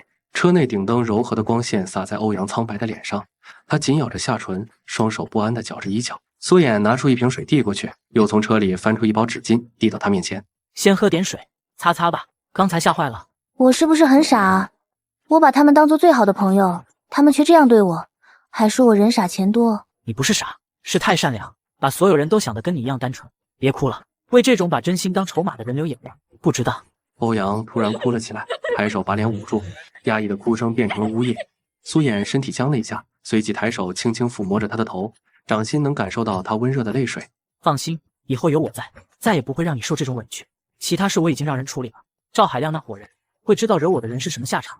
苏衍，谢谢你，每次我闯祸，你都像超人一样出现。我看着他那双湿漉漉的眼睛，里面映着我的影子，一时间忘了该说什么，只能任由心跳快了半拍，喉结不受控制地滚动了一下。欧阳凝视着苏衍近在咫尺的脸，他下颌线紧绷，眼神里的温柔几乎要溢出来。他突然轻轻吻上他的唇角，像一片羽毛落下，又迅速离开。后来司机老周跟我闲聊时说起那天晚上叶叔和李阿姨坐在飞驰车里聊我的事儿，聊得比中了彩票还兴奋。飞驰车停在街角阴影里，叶琛半个身子压在中控台上，眼睛目不转睛地盯着手机屏幕。老婆，快看！干什么？毛毛躁躁的，没看到老周在前面开车吗？我的天，这数字！司机老周竖起耳朵偷听。你看，今天下午就没停过。1点半给画廊转5万定金，2点17给安保公司转3万服务费，3点09给欧阳工作室转了15万设备款，一笔一笔的，几千到10几万，花的那叫一个果断。我儿子终于学会败家了。什么叫败家？那是给小眼谈恋爱铺路呢。等等，给欧阳赚那么多？我查过那姑娘工作室，设备老掉牙了。我儿子这叫投资未来儿媳妇的事业，有眼光。再说了，会花钱才会赚钱。这小子以前跟个貔貅似的，只进不出，我还担心他以后找不到对象呢。得，我这叫合理支配资金办正事。叶叔倒好，直接给我扣上败家帽子。不过看他那嘴角快咧到耳根的样子，我懒得跟他掰扯，只要他开心，别说败家，就算说我是散财童子都行。老板疯了，儿子会败家，还这么高兴。我刚听见叶琛那辆迈酒鹤里传来压低的争执声，老两口正为宝贝儿子的事拌嘴。前几天还因为儿子败家，反倒让存款涨了7位数，乐得合不拢嘴。这会儿司机活像在看俩精神分裂患者。这件事情你必须给我烂在肚子里。我们这次在城南废品站找到那混小子，连老爷子80大寿的寿宴都没敢提。你倒好，昨天在董事会上差点说漏嘴。我有分寸。你有个屁分寸！当年你大哥为了夺权，把我们一家逼去海外考察3年，现在儿子回来了，就等于断了那群饿狼的财路。哎，本来就闹得不开心。叶琛被李琴怼得像个漏气的气球，蔫头耷脑的靠在椅背上。就在这时，李琴突然冒出的话，让我差点把嘴里的口香糖咽下去。我们已经亏欠了儿子20年，叶家那栋价值12亿的商业大厦必须交到他手上。你以为那系统真能当饭吃？上次儿子用系统兑换的比特币，昨天不是差点被黑客盗了？有公司实体才能给儿子托底。现在最怕的就是叶家那群豺狼在儿子认祖归宗的出生证明上做手脚。系统，合着这老两口也沉迷那种弹窗广告里的神好养成系统？那你的意思是？诗雅不是马上从哈佛商学院毕业了吗？让他下周一就进集团任总裁助理。我们当年在孤儿院收养他的时候就说好了，等找到儿子就给我们当儿媳妇，先让他把财务部、法务部的关系捋顺了，等儿子从废品站那堆破铜烂铁里把自己择干净了，直接来当甩手掌柜。行，明天我就让张秘书把诗雅的入职手续办好，对外就说引进海外高端人才。刚在车里哄好哭成泪人的欧阳，他突然在我脸颊啄了一下。现在我俩走进酒店的私人温泉池，蒸腾的水汽裹得周围跟仙境似的，就是欧阳的脸比池子里的水还烫。酒店的私人温泉池，水汽氤氲，月光透过雕花窗零洒在青石板上，形成斑驳的竹影。苏衍和欧阳穿着浴衣坐在池边，双脚泡在温热的水里。苏衍，今天要不是有你在，我真不知道会发生什么。欧阳，我做的这些跟你对我的心意相比根本算不了什么。你还记得3年前我在医院昏迷时，你每天偷偷来给我擦身吗？而且我还有件事想问你。苏衍突然握住欧阳的手腕，他的手指猛地蜷缩，欧阳的耳垂红得像要滴血，脚趾在水里紧张地蜷缩起来，池水晃荡着映出他慌乱的眼。苏衍指尖微用力，似要将那抹红烫刻进骨里。苏衍喉结滚动，目光落在他泛着水光的唇瓣上，空气里的玫瑰香突然变得浓稠的化不开。刚才在温泉池边牵了欧阳的手，就那么轻轻一碰，他脸颊唰的一下就红透了，氤氲的水汽裹着他，像颗刚从枝头摘下还带着晨露的红苹果，比平日里更添了几分娇憨，看得我心头一热，差点把正事儿都给忘了。温泉水轻微晃动的声音，水滴从池沿滑落。你刚才想说什么事？欧阳，听我说，以后别再去做那些勤工俭学的兼职了。我接下来有个打算，准备自己创业，我需要你来帮我。创业？我还以为……那我能帮你做什么呢？我好像也没什么特别的本事。你也看到了，天湖洲际酒店、天池汽车集团，还有我爸妈给的那几千万零花钱，生在这样的家庭，有时候身不由己。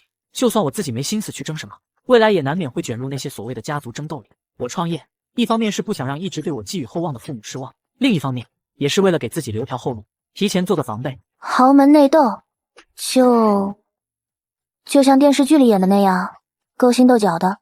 可是你不是家里的独生子吗？独生子不假，但堂兄弟、表兄弟那么多，以前我心思不在家族生意上，他们都觉得自己有机会继承家产。现在我回来了，并且开始接手一些事情，在他们眼里，我恐怕就成了挡他们路的拦路虎了。苏衍紧紧盯着欧阳的眼睛，目光深邃，像是想让他透过自己的眼神看清这件事背后的重要性。毕竟那些虎视眈眈的亲戚可都不是什么善茬。那他们会不会对你做什么不好的事情？苏衍轻轻摇了摇头，我不知道，未来的事情谁也说不准，所以我必须尽快建立起属于自己的势力，需要绝对信得过的人来帮我。苏衍，我真的可以吗？我怕我做不好会拖累你。当然能，欧阳，你听我说，我身边可以完全信任的人不多，是其中最重要的一个，无可替代。苏衍，不管以后发生什么事情，不管遇到多少困难，我都会一直站在你这边的。我知道。轻柔的吻声，温泉水似乎也安静下来。苏衍小心翼翼地将他大横抱起，欧阳惊呼一声，苏衍抱着他稳健地走向不远处的套房，脚步踩在地板上，发出轻微的声响。清晨，房间内光线柔和。昨晚抱欧阳回房后，他睡得很沉，嘴角还翘着，估计梦见啥甜事儿了。今早阳光透过窗帘缝隙照在他脸上，我先醒了。今天得去学校找一下老二那小子，以前没能力，帮不上什么忙，现在自己有点资本了，说什么也得拉兄弟一把，不能让他还在为生计发愁。从欧阳家出来，直奔学校找那帮兄弟。路过学校门口时，手机屏幕突然弹出条直播推送封面，正是李清雪那张素净又倔强的脸。我鬼使神差地点了进去，心里还嘀咕，这丫头怎么突然开直播了？大学露天舞台，午后阳光刺眼，李清雪额前碎发被汗水浸湿，粘在皮肤上，脸色白得像张纸，却依旧咬着唇对着镜头互动着。直播间弹幕飞速滚动，雪雪今天状态不对啊，脸好白，心疼我雪，快休息会儿吧。榜一大哥刷火箭了，雪雪快看，礼物特效像烟花般炸开，映得他眼底闪过一丝疲惫的光。谢谢潇潇雨歇哥哥的火箭，清雪再给大家跳一支舞。看完记得点赞关注哦。护士刚才打电话说，妈妈的手术费还差30万，之前攒的钱连 ICU 的费用都快撑不住了，再跳3支，就下播去兼职。话音刚落，他眼前猛地一黑，身体像断线的木偶般向后倒退，后脑勺重重磕在舞台边缘的台阶上，雪雪晕倒了，快叫救护车啊！定位显示在露天舞台，有没有同学在附近？盯着屏幕，看见清雪后脑勺撞地的瞬间，我心脏像被只手攥紧似的疼，顾不上回兄弟们的微信，拔腿就往直播定位的方向冲。运动鞋踩过柏油路，都带起火星子。苏衍边跑边刷直播间评论区，看到有人说已经叫了校医，瞳孔微缩，脚下更快。李清雪，你要是敢有事，老子饶不了你！抱着清雪冲进医院急诊室时，他额头上的冷汗蹭了我一胳膊。医生说是低血糖加上过度劳累引发的短暂性休克，输完液就能醒。等他睫毛颤微微睁开时，我已经在床边站了快半小时。医院病房，阳光透过百叶窗，在床单上投下斑驳光影。李清雪悠悠转醒，看到床边站着的苏衍，眼神里满是迷茫。苏衍，你怎么会在这里？我不是在……躺好，钱不够为什么不跟我说？非要把自己折腾进医院才甘心？我不想再给你添麻烦了。上次你帮我垫付的住院费还没还。你把自己身体搞垮了，谁去照顾你妈？苏衍拿出手机，点开银行 APP， 我盯着转账界面，数完20000000的数字，心里那叫一个爽。这系统给的败家金简直是为我量身定做的。先给丫头打200万应应急。李清雪的手机叮咚一声响起，特别提示音：您尾号8765的储蓄卡账户入账人民币200万元，费讯支付余额2003562.79元。200万，苏衍，这太多了，我不能要。你现在是我苏衍的女人，就把一切交给我，懂了吗？李清雪感动落泪，刚安抚好清雪，兜里的系统突然叮了一声，不用猜都知道，肯定又有哪个败家子在霍霍钱了。叮，检测到败家子败家200万元，恭喜宿主获得奖励。东艺传媒有限公司。我爸妈最近有点魔怔，我花200万给清雪付医药费，他们居然把这当喜事，正凑一块乐呵呢。咱们儿子又败家了。又败家了？不是刚买完车吗？就在我进门的时候，又一笔200万。虽然不知道他干了什么，但是他现在已经渐渐习惯花钱了。我就说给他足够的钱，胆气自然就足了。这次奖励了什么？奖励了一家叫做东艺传媒的公司。不过咱们也不懂传媒这方面。他们俩还不知道，这家传媒公司以后正好能帮我把清雪捧成大明星。给儿子啊，年轻人更懂这些，反正公司就算亏了也不怕。我给儿子打电话，也不知道这小子这200万花在哪儿了。刚从清雪病房出来，就被傅家俊堵个正着。这家伙真是属顺风耳的。苏衍从病房走出来，傅家俊迎上来：“我要是女的就好了，我们衍哥哥就能为我怒刷200万了。”这家伙也就嘴上过过瘾，真让他去泰国整个容，估计得哭着喊妈。也不是不行，你去泰国一趟，我给你报销。兄弟跟你开玩笑，你竟然想让兄弟真变成妹妹？苏衍手机响起，土象。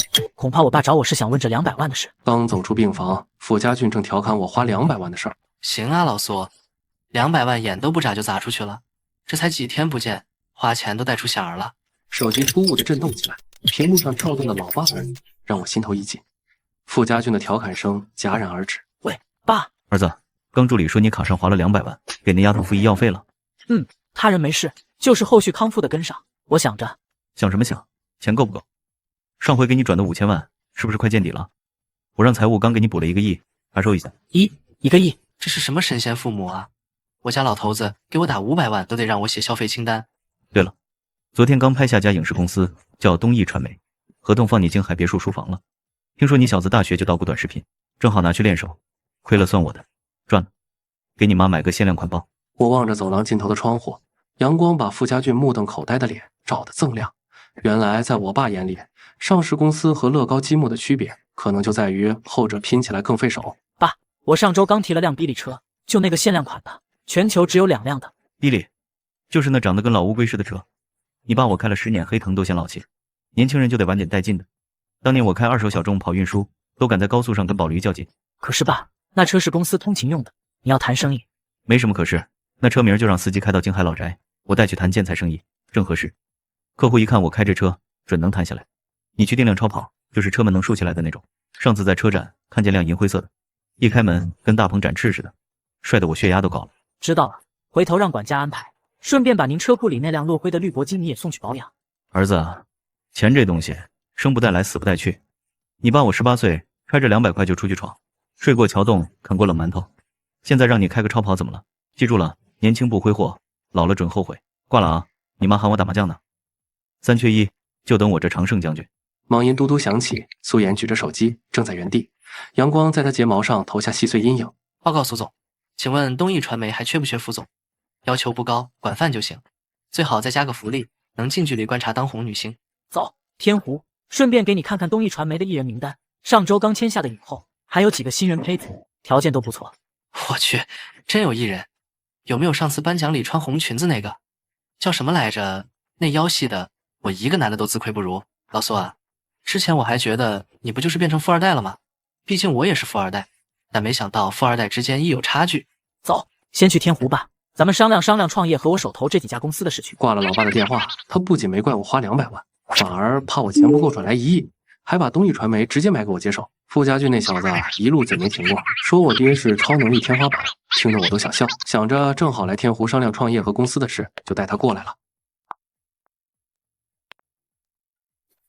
少爷，您可算来了！今天洪安导演包下了我们最大的宴会厅，听说来了不少影视圈的大佬，这会儿正在为他的新电影拉投资。洪安，拍《战狼荣耀》那个洪安，我操，那可是手握100亿票房的一线大导演。老苏，咱进去瞅瞅，就当提前考察影视投资市场了，顺便凑个热闹。我和傅家俊刚走进宴会厅，水晶吊灯流光溢彩，空气中弥漫着香槟与高级香水的混合气息，里面闹哄哄的，衣香鬓影，觥筹交错。洪安导演被一群脑满肠肥的投资人围在中央，唾沫横飞的描绘着新片蓝图。不远处，几个女团成员在表演才艺，挺吸睛的。嘿，这不是我兄弟吗？还认识我不？忘了上次跟你抢最后一辆限量版大 G 的那个宋思明，想起来没？这是我兄弟傅家俊。哎呦喂，这不是宋少吗？什么风把您给吹来了？有失远迎，恕罪恕罪。这次要不要给哥哥的新电影投一笔玩嘛？保证让你翻倍赚。洪导，您这开口就是要钱，倒是一点不客气啊。宋少，我玩的就是真实。你们几个过来陪着宋少和几位朋友，谁要是被宋少看上了，想当多大的明星，宋少也能给你捧上去。别捧我，我可没这本事。要我说啊，你们应该好好伺候好这位苏少。你们现在踩的这块地盘，还有这家宴会厅，可都是人家苏少的产业呢。正聊到兴头上，宴会厅入口处突然传来一阵骚动。只见一个穿着意大利手工定制西装、梳着油亮大背头的嚣张男人，搂着一个女人，大摇大摆地走进来。那男人眼神像鹰隼一样，在人群中扫来扫去，最后直勾勾地落在了阿迪拉他们几个年轻女孩身上，毫不掩饰其中的欲望。嚯，这牛正点比我身边这个强多了。各位，洪导别聊了，那几个女的是你们公司的新人，对，就那个最高的，让她过来陪我好好喝一杯。刚才我跟着傅家俊进了宴会厅，空气中还飘着香槟的甜香和餐点的香气。洪安刚安排阿迪拉和另外几个女团成员给宾客倒酒，我就注意到斜对面的程旭东艺传媒的那个项目总监眼睛都看直了，死死盯着阿迪拉，那眼神跟饿狼看见肥羊似的，恨不得粘在人身上。哎，那个新人，对，就是你，过来。不错不错，身段相貌都是顶尖的，是个好苗子。叫什么名字？多大了？我看上了，今晚跟我走，以后资源少不了你的。你他妈算什么东西？就敢说看上了？这是洪安带来的人，轮得到你指手画脚？在这儿撒野之前，先问问老子懂不懂规矩。哟，洪导，我当是谁呢？原来是宋少啊！怎么，这新人是你罩着的？可我记得你最近不是正求着我给你那部新电影投钱吗？那你可得想好了，我们东艺传媒看上的人，还有看上的项目，向来都是独家合作的，想两头讨好，怕是没这么好的事。东艺传媒，那不是老爹上周五刚跟我说，转到我名下的空壳公司吗？说是让我练练手，还说里面没什么像样的业务，怎么就冒出来这么个嚣张的总监？东艺传媒算什么东西？不就是个搞影视发行的破公司吗？也敢在我面前摆谱？宋少，看来你是真不懂行啊！文娱圈这地界，我们东艺传媒就是天。不说别的，去年爆火的那3部剧、2个综艺，全是我们公司操盘的宣发。有钱了不起啊！在这儿可不是谁有钱就能为所欲为的。程序在这儿吹得天花乱坠，唾沫星子都快溅到宋思明脸上了。他哪知道这东艺传媒早就换了主人，还是他正对着叫嚣的苏衍呢？这装 X 装到正主头上，等下脸怕是要肿成发面馒头。东艺传媒这么厉害，我倒是想听听你们最近有什么拿得出手的项目。你他妈的敢在老子面前嚣张，信不信我让你在这儿待不下去？别冲动，这儿人多，闹起来不好看。宋少息怒，都是误会，程总监不是这个意思，他这人说话直，您别往心里去。程总监，您看这都是朋友，何必伤了和气呢？他的意思是他在圈子里人脉比较广，要是能合作，肯定能帮着对接不少资源。刚才程总监说要独家合作，威胁宋思明的时候，你怎么不出来说这是误会？现在看见宋思明要动手了，就开始当墙头草了。洪导这变脸速度，不去唱京剧可惜了。副少，您听我说，不是我墙头草，实在是东艺传媒在文娱圈的实力摆在这儿，咱们圈内最有实力的投资商除了他们也没几家了，有他们在，项目的人脉、宣发资源就都有了保障，这也是为了项目好啊。还是洪导识时务，说的没错，有了我们东艺的支持，这个项目成功就有了80%的保障。你们几个大少啊，除了家里有几个钱，还能给项目什么实质性的帮助？宣发渠道懂吗？艺人资源有吗？别在这儿耽误事儿。该死，老子确实是在影视行业没什么话语权，家里的产业也不沾边，真比不上这个什么东艺传媒，这口气咽不下去啊！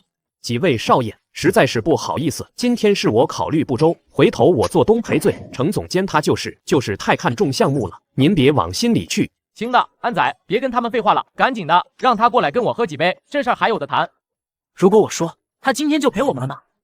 刚才程旭还逼阿迪拉过去陪他喝酒应酬，话里话外都带着威胁，说要是不给面子，以后戏就别想让他演了。我当场点名东艺传媒是我家的产业。这话一出，程旭脸上的嚣张立马僵住，脸色青一阵白一阵的难看。导演洪安夹在中间，左看看程旭，右瞅瞅我们几个，脸上堆着尴尬的笑，显然是想两边都不得罪，好好讨好。哦，东艺传媒是你家的，我看你是年纪轻轻吹牛皮不打草稿吧？你又算哪根葱？这里轮得到你一个毛头小子说话吗？也不看看这是什么场合？老苏，跟这种睁眼说瞎话的人废什么话？今天这事他要是不给个说法，咱们没完！真当我们好欺负是吧？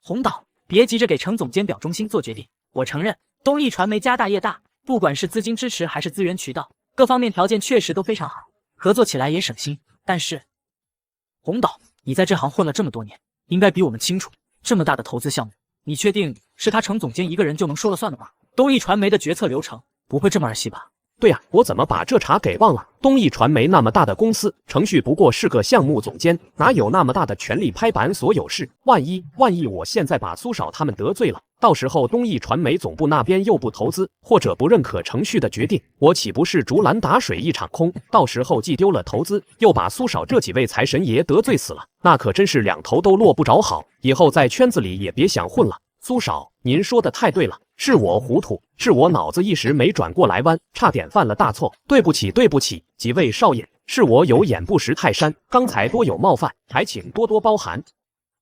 程总监，您看今天这事闹的，给我个面子，别跟小辈们一般见识，回头我单独请您吃饭赔礼道歉。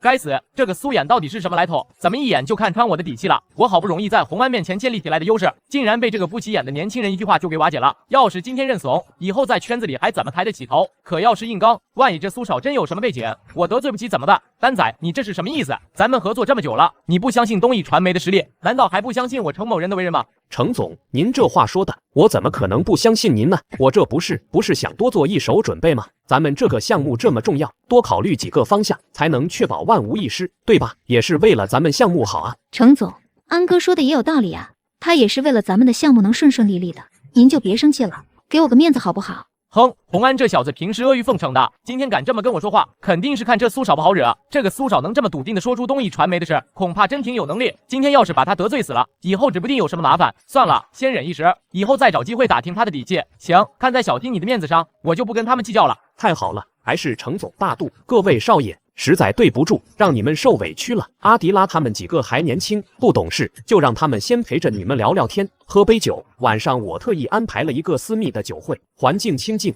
咱们到那边再好好详谈合作的事，怎么样？走了。刚才程旭被于子欣死死拽住胳膊，脸红脖子粗的还想往前冲。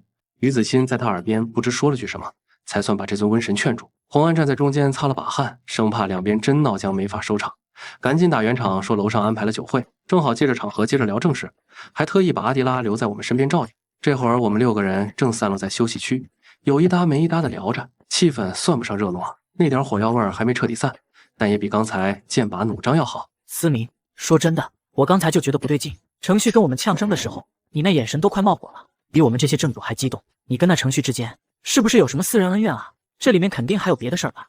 还不是因为于子欣那女人。于子欣就是刚才拉着程序的那个？可不是嘛！她去年女团出道的时候，我一眼就看上了，觉得这姑娘又清纯又有灵气，是我喜欢的类型。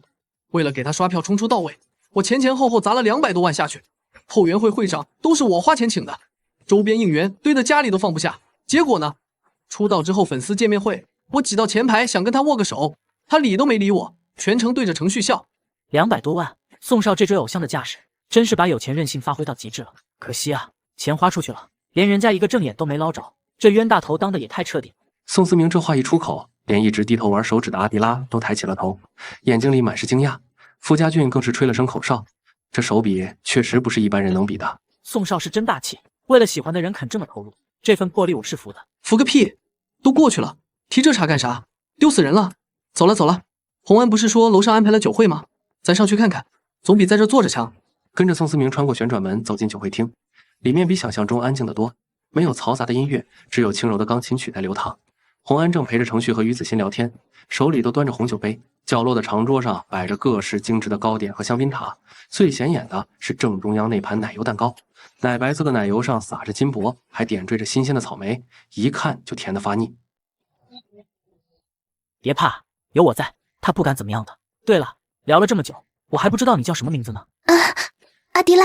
丹仔，不是我说你，你跟苏总他们合作的那个剧本，想通过我们东艺的立项审核，难度可不小啊。不过嘛，看在咱们这么多年的交情上，我可以帮你这个忙。这部戏的实际投资不是8000万吗？很简单，到时候账面上这部戏的总投资要做到1亿2千万，怎么样？安仔、苏总做不做得到？苏妍几人脸上的笑容瞬间僵住。好家伙，这是明摆着要空手套白狼啊！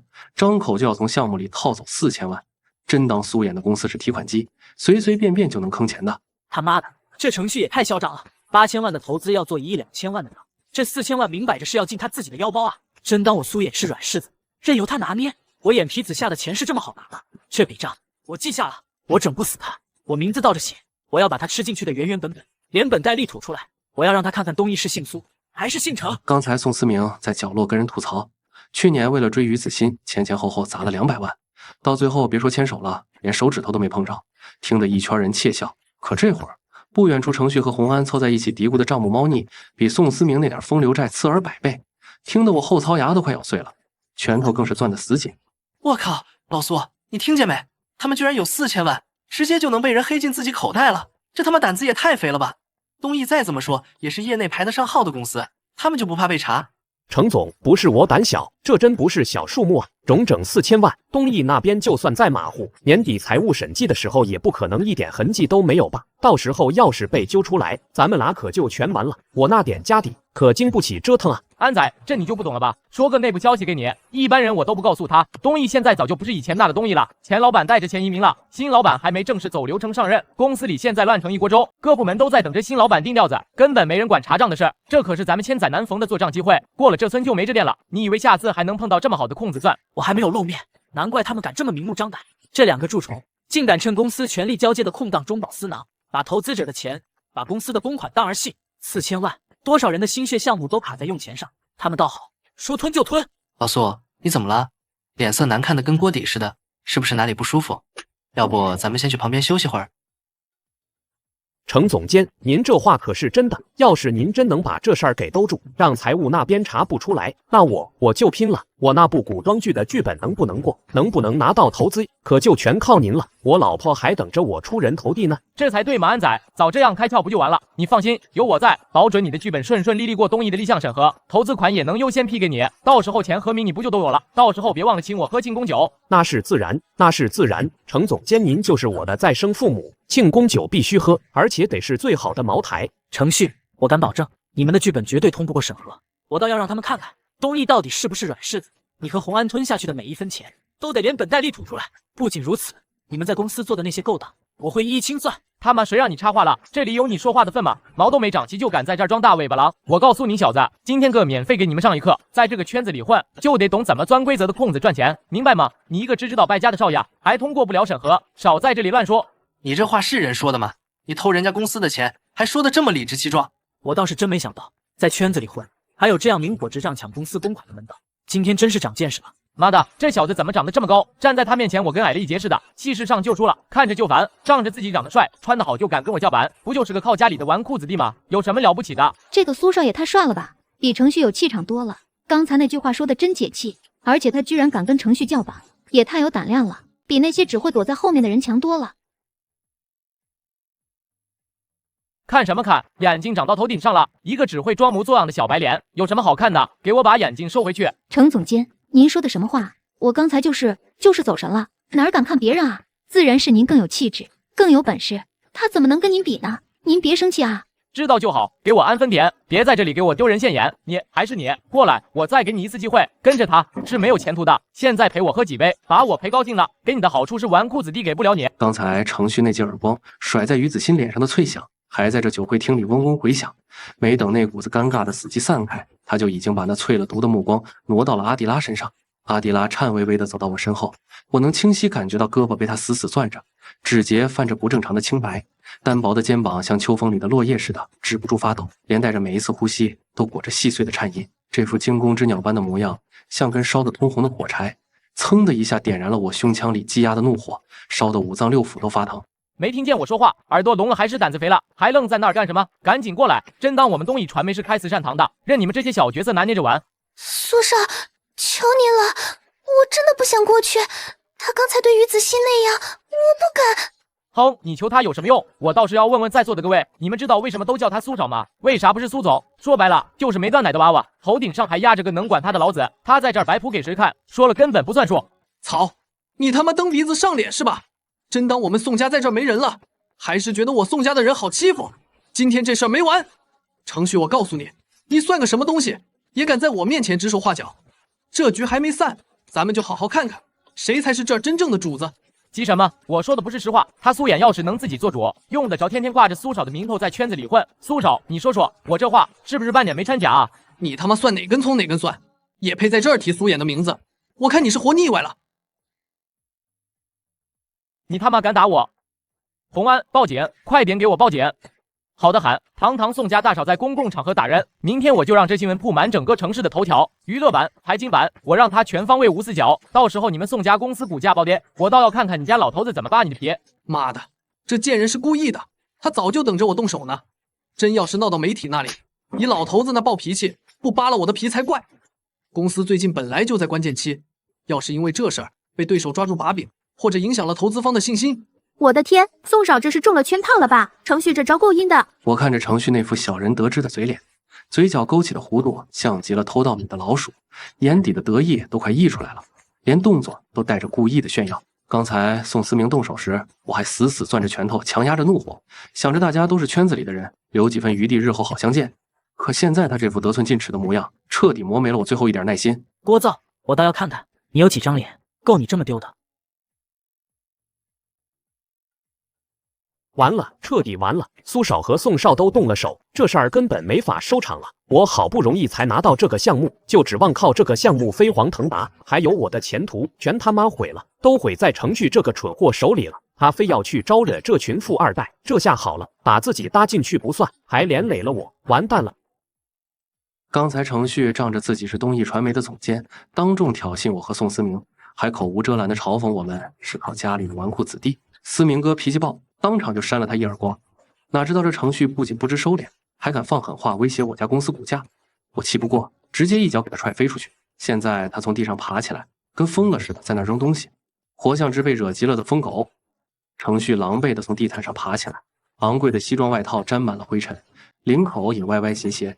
他眼神通红，胸膛剧烈起伏，先是一把扯下脖子上价值不菲的领带，狠狠扔在地上，接着又掏出手机、钱包，甚至连口袋里的钢笔都掏了出来，一件接一件地往地上砸，每砸一件就伴随着一声压抑的怒吼，地上的物品散落一地，引来周围宾客的目光。你他妈敢打我？知道我是谁吗？我是东艺传媒的总监，你们敢动我一根手指头，我让你们吃不了兜着走。我怎么不敢打你了？就你这德行，也配在我面前叫嚣？你还敢打我？你完了，你们全家都完了！我告诉你，你们家的股票，我明天就让他跌得底朝天。东艺传媒要是出手，你们家那点产业根本经不起折腾。沙雕，你知道我是谁吗？你知道我家企业是哪家吗？就凭你东艺传媒，也敢跟我苏家叫板？我看你是脑子进水了，连自己几斤几两都搞不清楚。这蛋糕刚做好没多久，奶油还冰凉丝滑，没怎么化，给他当脸膜正合适，让他好好尝尝这甜点的滋味，也让他知道不是什么人都能随便招惹的。威胁我？你试试！我告诉你，别以为你在东艺传媒有点权利就了不起，自己屁股干不干净不知道，真要查起来，你那些破事，够你在牢里待上几年的。洪安，我他妈今天要干死他！看什么看？你不想要我给你的投资了？你忘了你之前求着我想要跟东艺传媒合作的样子了？你要是不帮我，你就等着被我们东艺封杀！到时候你在这个圈子里彻底完了！给我摇人！现在就摇人！我要让他们吃不了兜着走！我要让他们付出代价！得罪了苏衍这帮富二代，大不了以后不去中海发展。可要是得罪了程旭，得罪了东艺传媒，我之前好不容易打下的人脉和资源就全没了。以后在传媒这个圈子里就彻底混不下去了，这可怎么办啊？程总监，您别激动，这里是天湖会所，人多眼杂，要是闹大了，对您的名声也不好。这里的事情交给我来处理，我保证会给您一个满意的答复。刚才程旭被按在蛋糕里，揉得像团烂泥，头发丝上还挂着奶油，可这小子居然半点不收敛，拍着胸脯叫嚣不停。洪安也在一旁帮腔，双手插兜晃着身子，那副耍横的模样，明摆着是要撕破脸。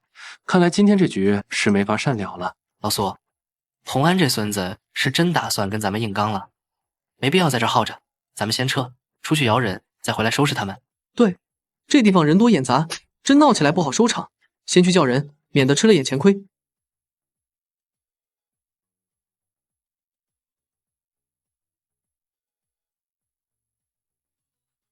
怎么，现在知道害怕了？完了，这下真的要危险了。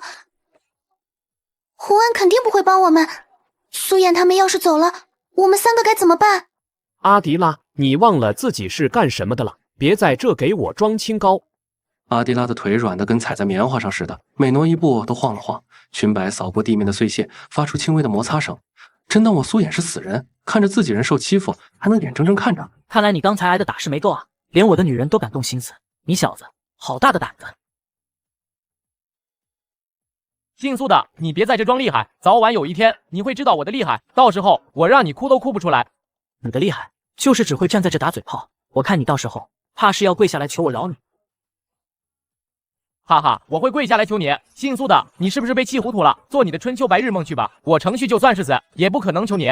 别急，一会就让你看看，你到底会不会跪下来求我。这账咱们慢慢算。3位少爷，别急着走啊，还是等今天的事情解决了再走吧，不然传出去，别人还以为我们欺负你们呢。洪安，你现在是真不怕得罪我们了是吧？你就不怕以后在这圈子里混不下去？怕，我怎么不怕？但只要我能拿到东艺传媒的投资，把电影拍出来，到时候我就能变成资本。这世上从来都是成王败寇，等我站稳了脚跟，还会怕你们这些只会靠家里的富二代？刚才我把阿迪拉拉到身后护住，跟程旭吵了几句，火药味早就飘满了半个宴会厅。洪安那张被酒精熏红的脸，透着股孤注一掷的痕迹，嘴硬说拿到程旭的投资，就不怕我们这些只会靠家里的富二代了。我早就说了，阿迪拉，你想靠他们？程旭故意顿了顿，视线扫过苏衍和傅家俊的衣着。他们除了有2个臭钱，还有什么？不过是被家里护在温室里的花架子，真遇到事，自身都难保。阿迪拉是吧？识相点，还不快点过来，别等着我们亲自请你。听不到程总说什么吗？你的合约还攥在我洪安手里呢，真要跟他们拧着来，你打算接下来的10年都在娱乐圈查无此人，被彻底雪藏？苏少，对不起，是我给你添麻烦了。洪导他说，要是我不听话，连我老家的弟弟学费都要。不用担心，合约的事我来处理。他们今天要是敢动你一根手指头，我让他们在中海待不下去。阿迪拉前几天在片场被洪安刁难的事，陈斌早就跟我说过，这丫头一心想靠自己的实力站稳脚跟，从来没向谁低过头。要不是被捏住了软肋，怎么会这么为难？洪安和程旭这是把人逼到绝路了，真当我苏衍的人是随便能欺负的？哈，苏衍，你自己都自身难保了，还想英雄救美保护这个女孩？我看你们这些富二代就是天真，以为撒点钱就能摆平一切。别以为我不知道，你爸最近在南面的项目遇到了麻烦，你还有心思在这管别人的闲事？老苏，情况不对。洪安这老狐狸平时见了我们都绕着走，今天敢这么硬气，肯定是有后手。程旭刚才说的话未必是空穴来风，我们先撤，没必要在这跟他们耗着。我知道傅家俊是好意，他一向心思缜密，比我更擅长察言观色。但现在程序和洪安一左一右堵着路口，想从人群中脱身，哪有那么简单？更何况我要是现在走了，阿迪拉明天恐怕就要被塞进某个酒局里了。想走，讲得美！苏少，不给我们程氏集团一个说法，今天谁都别想踏出这个门！你他妈找打是不是？睁开你的狗眼看看，这是在哪？在中海，还没人敢这么拦我们宋家人的路，更别提拦苏少了。宋少，别拿你家的名头吓唬人。我们当然清楚这里是中海，也知道你家在中海根深蒂固。但是啊，等你们反应过来，我们早就带着投资款飞国外了。我就不信你们的手还能伸到太平洋彼岸去。苏少，不好了，外面有一伙人强行闯进来，手里还拉着家伙，我们的人根本挡不住。王经理让我先过来通知您。怎么样，苏少，现在还牛逼得起来吗？我劝你还是乖乖给我道歉，再让阿迪拉跟我走，这事还有的谈。看着程旭那副欠揍到极点的样子，他嘴角的弧度像根针似的扎在我眼里。刚才压抑的火气瞬间冲破了理智，我只知道这一巴掌必须扇下去。真当我苏衍的底线是板上，敢在我的地盘上撒野，还威胁我护着的人，这一巴掌是教他怎么做人。苏衍眼神一厉，抬手就是一记响亮的耳光，清晰的五指印像幅画似的印在上面。洪大导演找我光头强有什么事情啊？这么急着叫我过来，是有谁不长眼惹你了？嘿，这声音糙的能刮下一层墙皮，还真叫光头强。我心里不由得犯嘀咕，该不会真顶着个锃亮的光头，倒还真有点意思。刚才扇了程旭一巴掌，他站在原地懵了3秒，没等他缓过劲儿，洪安就跟抓住救命稻草似的喊来了帮手，居然是光头强，市里有名的混子头目，手下常年养着一群亡命徒。这下好了，原本的商业酒会彻底变了修罗场。强哥，你可算来了！再晚一步，哥哥我就要被这几个小崽子欺负死了。小老板，您没事吧？接到消息我就赶过来了。这群不长眼的东西，居然敢在会所里闹事！没事，一点小麻烦。强哥，没想到是你过来，早知道你要来，我提前让人给你安排个观景包厢，你在这儿挤着舒服多了。光头强在中海混了这么多年，最会看风向行事，只要他不傻，就该知道天湖会所是谁的地盘。倒是洪安，找帮手前都不打清，真是蠢得无可救药。苏少，您没跟我开玩笑吧？这家天湖会所是您家的产业？看着光头强下巴差点掉在地上的模样，我差点没忍住笑。这货平时在外面耀武扬威，一碰到真靠山就露了怯。早知道他这么怕我家的招牌，刚才跟程旭掰扯的时候直接报上名号，哪还用费这么多事？他妈的，跟他们废什么话？强哥拿了钱就得办事，这几个小崽子敢打我，你快带人干他们！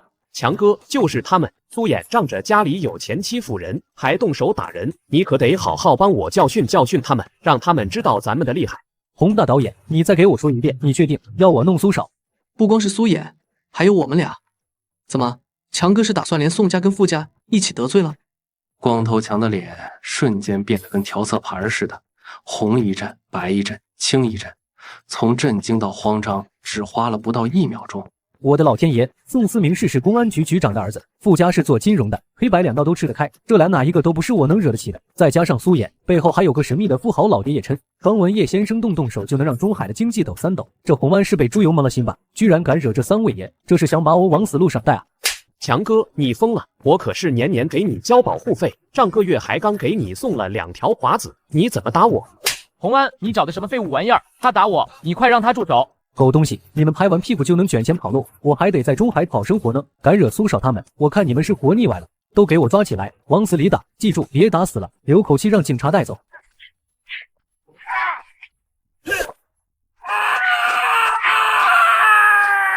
苏少，您看这样处理，您还满意吗？要是不满意，我再给您加把劲。差不多就报警吧。刚才光头强认出来我和宋思明、傅家俊是中海的顶级2代，那变脸速度比翻书还快。我没心思跟他们纠缠，直接让老王去报警处理后续。本以为这事儿能暂时告一段落，没想到旁边突然炸开了锅。报警！要是让媒体知道我们卷进这种斗殴事件，明天的头条标题肯定不堪入目，公司公关部都救不了我，说不定真的会被贴上问题艺人的标签，彻底封杀。我的代言和新剧可都还没官宣呢。苏少，您行行好，我们是无辜的，从头到尾我们都没敢出声，就是站在旁边看而已。一旦报警，这里的事情被记者爆出去，我们几个在圈子里就彻底完了，肯定会被封杀的。对啊，苏少，求求您高抬贵手，我们知道您大人有大量，您千万别报警，要是真留了案底，我们这辈子都毁了。别怕，你们刚才都躲在角落里，这事跟你们没关系，警察不会找你们麻烦的。老王，去报警，按流程走。李若木他们的担心不是没道理，但洪安和程旭这事没那么简单，报警只是第一步。至于这些艺人，只要没参与其中，澄清起来并不难。倒是阿迪拉，经历这么一遭，肯定吓坏了。苏少，我有眼不识泰山，我是瞎了眼才敢跟您作对，对不起，我真的错了，您就饶了我这一次吧。那你说说，你错在哪里了？我不该有眼无珠得罪苏少，我不该拿合约威胁阿迪拉，逼他离开您，我不该两面三刀，一边拿着投资，一边背后搞小动作。我错了，我真的全错了。你最错的地方是在宋少和傅少都在的情况下，偏偏找我的麻烦。我在中海没钱没势，你随便怎么搞我都没办法。但是宋少和傅少不同了，在中海，谁不给他们3分面子？嗨，老苏，你这话说的就见外了。这次的事，说到底还是看你的面子。要不是你在这儿，我才懒得管这破事。你这个朋友，我宋思明认了，以后在中海有我一口饭吃，就有你一碗汤喝。苏少、宋少、傅少，实在是抱歉，我真的知道错了。你们大人有大量，就把我当个屁放了吧。我保证以后再也不敢出现在你们面前，再也不敢打阿迪拉的主意了。这家伙现在倒是会装孙子，鼻涕一把泪一把的，哭得比谁都可怜。早知道怕，当初就别瞎惹事儿啊！现在才来求饶，未免也太晚了。老宋、老傅，这家伙交给你们处理，你们看着办就行。我先处理一下我自己的事情。老苏，你还有什么事？跟这俩家伙有关？也不算巧合，我爸刚巧买下了东艺传媒，成为了公司最大的股东。结果刚接手就发现有人利用职务之便，想从我公司账上黑走4000万投资款。你说呢？洪大导演，现在终于轮到处理东艺传媒那点破事儿了。没想到洪安和程旭都这副惨样了，还在这垂死挣扎，真是不见棺材不落泪。他是东艺传媒的新老板，我的老天爷！我刚才还当着他的面跟程旭凑在一起商量怎么伪造合同、做假账，把那4000万投资款转走，这不是把脑袋往刀山上送吗？完了，这下彻底完了！你买了东艺传媒？不可能，这绝对不可能！程旭，说真的，我得多谢你，要不是你和洪安在这儿嘀嘀咕咕，我还不知道东艺传媒里藏着这么多行业内幕，连做假账都做得这么专业。苏少，我不是故意的，都是洪安撺掇我的。他说这钱能轻松拿到手，我一时糊涂才。不用解释，你做了什么，证据会说话。至于最终是什么结果，自有法律来宣判。我懒得跟你掰扯。这不是真的，你一定是骗我的。东艺传媒早就被我们掏空了，表面上20亿的估值，实际上连10亿都不值，资产全是虚的，只有一堆烂账，傻瓜才会买这种公司。这家伙真是狗急跳墙啊！居然敢拐弯抹角骂我爸是傻瓜。我爸纵横商场这么多年，什么时候受过这种气？别说我这暴脾气忍不了，就算为了老头子的面子，今天也得让他付出代价。你刚才说什么？再给我说一遍，你是说我家老头子是傻瓜？不可能，东艺传媒根本不值钱，甚至连10亿都不值，你为什么会买它？你肯定是在虚张声势。王天龙快步走过来，将一部正在震动的手机递到苏野面前，恭敬地说：“苏少，您的电话说是东艺传媒那边打来的。对了，忘了问你，东艺传媒现在的负责人叫什么名字来着？”哈哈，我就知道他根本是在虚张声势，连我们东艺传媒的负责人吴文军吴总都不认识，还敢说自己是新老板，简直是天大的笑话。老苏，这家伙是把蠢当武器用啊！就是一会儿有他哭的。刚买的公司，人员还没认全，不知道负责人名字很奇怪吗？就像你买了新手机，难道会立刻把所有功能都摸透？说起来也是，东艺传媒对我来说不过是老头子随手送的新玩具，哪能刚入手就认得清所有零件？程序拿这个做文章，未免也太可笑了。苏少你好，叶总刚刚跟我通过电话，把您的情况都跟我说了。我还想着今天太晚了，不打扰您休息，明天一早就打电话跟您请示工作呢。吴总，这要巧，有个叫做程序的家伙就在我身边呢。他说自己是东艺传媒的老人，对公司情况很了解。您认识小程啊？他在公司负责项目统筹，算是老员工了，平时看着挺机灵的，怎么会在您身边？是啊，我太认识他了。东艺传媒那些高明的操作，还是他教给我的。投资8000万的电影项目，他敢做假账做到1亿2，趁着公司人事不动，交接混乱，伙同他人伪造合同，明目张胆的侵吞公司4000万投资款。吴总，这就是你说的挺机灵的老员工。好一个东艺传媒，真是藏龙卧虎啊！刚才跟吴文军通完电话，把程序做假账吞4000万的事儿原原本本说清楚。那家伙在电话里吓得声音都抖了。挂了电话还没2秒，原本瘫在地上的程序突然像被踩了尾巴的疯狗，连滚带爬扑过来抱我大腿，那速度快得让人咋舌。苏少，这绝对是个别现象，是我监管不力才出了这样的纰漏，我马上就去查。不用跟我解释这些，我已经让王天龙报警了，接下来该怎么做，会由司法机关来处理，你只需要配合就行。我知道了，苏少，您放心，我一定把公司所有账目都整理清楚，全力配合警方调查，就算挖第三指，也得把这件事情查个水落石出，给您一个交代。吴总，你不能不管我啊！我们共事这么多年，你一定要帮我。我没有吞钱，是苏少冤枉我，我真的没有。苏少，多亏了您明察秋毫，不然我还被蒙在鼓里，把这种蛀虫当骨干撇养。您放心，我这就把程序的所有认知记录和项目账目都封存，等着警方来取。吴总，你记着，告诉东一传媒所有员工，踏踏实实做事，该拿的钱，公司一分不会少。但是不该碰的钱，谁要是敢伸一次手，我就断他一条路，绝不姑息。是，我明白了。我明天一早就召开全体员工大会，把您的话原封不动传达到位。苏少，我错了，我真的错了，我就是一时鬼迷心窍，被钱冲昏了头，才敢做这种糊涂事。您大人有大量，就饶了我这一次吧。我记得刚才在走廊里，我就说过，你迟早会跪着求我。现在你不是跪下了吗？是，苏少您料事如神，是我有眼不识金镶玉，是我狗眼看人低，该打我真该打。苏少，我上有80岁的老母，下有刚上幼儿园的孩子，全家都指望我养活呢。您要是把我送进去，我们家就彻底完了。求您放我一马，我把钱都退回来，加倍退。我这个人心软得很，最看不得这种妻离子散的场。听你这么说，倒是有点不忍心了。这种蛀虫今天放了他，明天他还会去害别人，而且法律面前可没有心软的说法。他做假账侵吞公款，证据确凿。不是你说放就能放的。其实我根本不是为了心软，纯粹是怕憋不住笑。这家伙平时在公司穿西装打领带，人模狗样的指挥下属，现在却像条赖皮狗似的抱着我的大腿哭求，这反差感直接拉满。再不捂着眼，我真要笑出声了，那多没面子啊！强哥，实在不好意思，得麻烦你搭把手，能不能帮忙把那位先生稍微往旁边带开一些？他身上这股酒气实在太浓烈了，简直跟刚从酒缸里捞出来似的，呛得我太阳穴突突直跳，头也开始隐隐作痛。实在有点扛不住了。好嘞，苏少。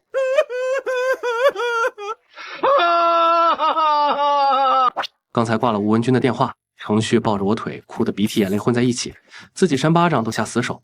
老宋急得直劝我别心软，我故意捂着眼，让光头强把他拉远。这会儿人还在会所警会上，剩下的人都跟鹌鹑似的缩着，大气不敢出。明白，都轻点拖，把人拉远一点，别让苏少看着这哭哭啼啼的样子，又动了心软的念头。老苏这叫心软，我看他是心软到把人直接送公安局门口去，这么个心软法，真是开眼了。他这招假慈悲真算账，比直接翻脸还厉害。苏少，我认栽，我彻底认栽了，我错了，我有罪，我不该跟程序那家伙蛇鼠一窝，不该想着分那笔脏钱，该打该罚我都认，哪怕让我去扫厕所都行，只希望您高抬贵手，给我留口饭吃，别断了我的活路啊！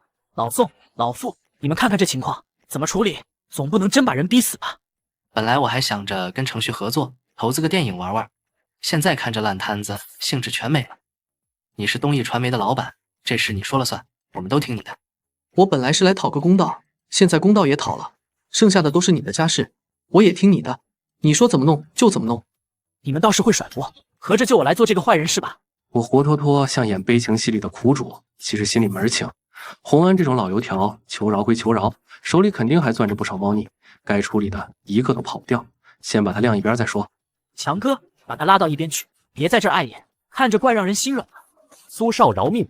苏少，您别生气，我们这些做艺人的，还有我这个做经纪人的，都是苦命人，没什么坏心眼。我跟这些小姐妹都是为了在圈子里混口饭吃，跟洪安、程序不是一路人。倒是聪明，一句话就把自己和他们混为一谈。摘得干干净净。我问你，跟洪安是合伙开了家经纪公司吧？股份怎么分配的？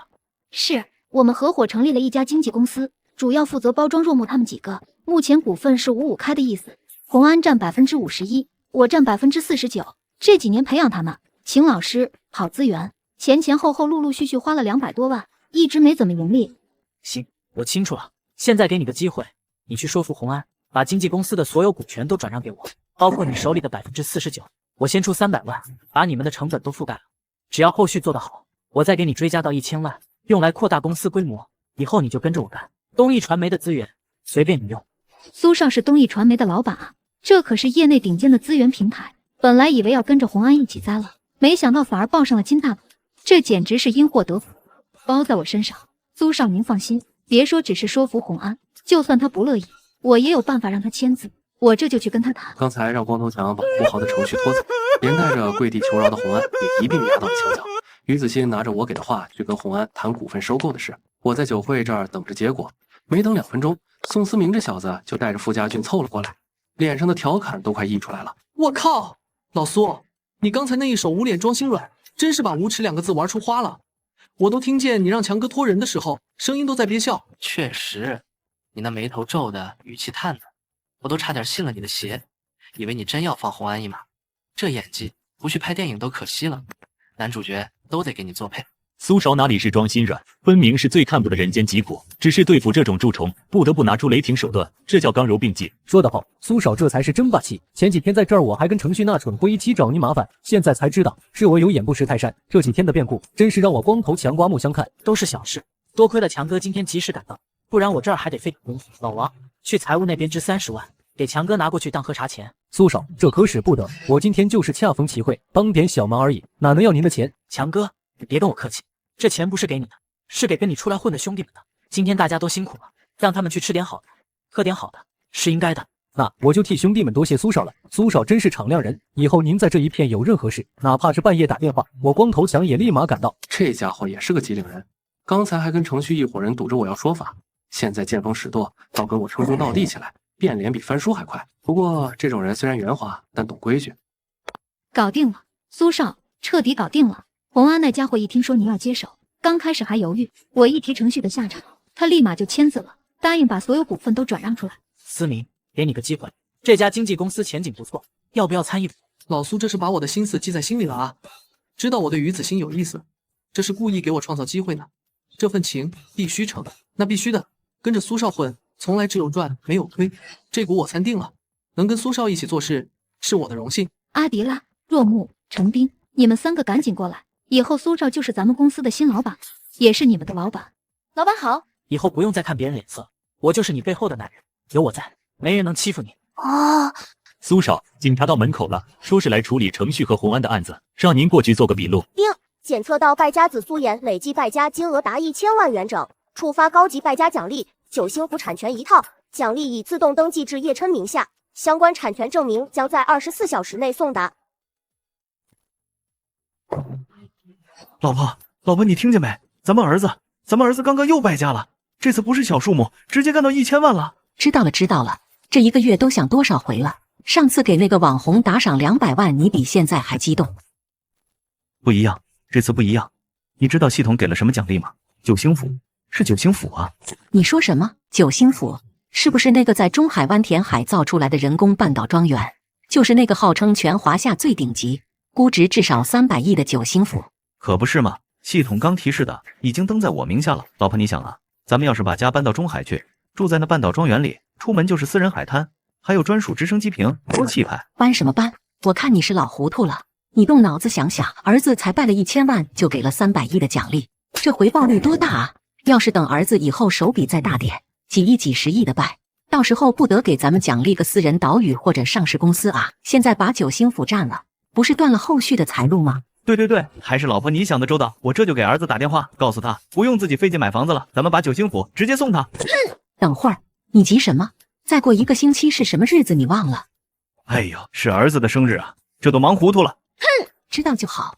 儿子成年的时候，咱们忙着拓展海外业务，也没好好给他办个成年礼。这次刚好把9星符当成年礼和生日礼物一起送给他，给他个大惊喜。而且你想啊，以咱们儿子现在的性子，说不定已经在看中海的房子了。等他自己先买1套，咱们再把9星符送过去，到时候系统说不定又能触发一波奖励，这不是一举两得吗？老婆，你太聪明了，简直是咱们家的定海神针啊！我怎么就娶到你这么个贤内助呢？我爸这马屁拍的那叫一个行云流水，比我败家的速度都熟练。看来这么多年，他能在我妈面前站稳脚跟，靠的全是这张嘴。少来这套，不是我拦着你，你早把好事办砸了，赶紧把手机放好，别瞎打电话惊扰了儿子，等他生日那天再揭晓。好，听老婆的，来，咱们也早点休息，等着给儿子准备惊喜。我坐在天湖酒店总统套房的落地窗前，看着楼下流光溢彩的城市夜景。王天龙刚给我发消息说30万已经送到光头强手上了，阿迪拉那边也已经办好我当名誉老板的手续。可我心里却泛起了嘀咕，老爹这波操作实在太反常了。上次我花500万买了辆2手跑车，老爹不仅没骂我，反而偷偷给我卡上打了2000万。这次更离谱，我刚给光头强付了预付款，他就主动让王天龙再加了20万，还转头帮我拿下了阿迪拉他们公司的股份当老板。他以前不是最反对我乱花钱的吗？怎么现在反而变着法儿的支持我？难道真的是想培养我当一个败家子？可这背后到底有什么目的呢？我还从没见过阿迪拉这副模样。白天在公司的时候，他穿着职业套装，雷厉风行的跟我谈合作，活脱脱一个女强人。可现在站在门口的他，却像个犯了错的小姑娘，连抬头看我的勇气都没有。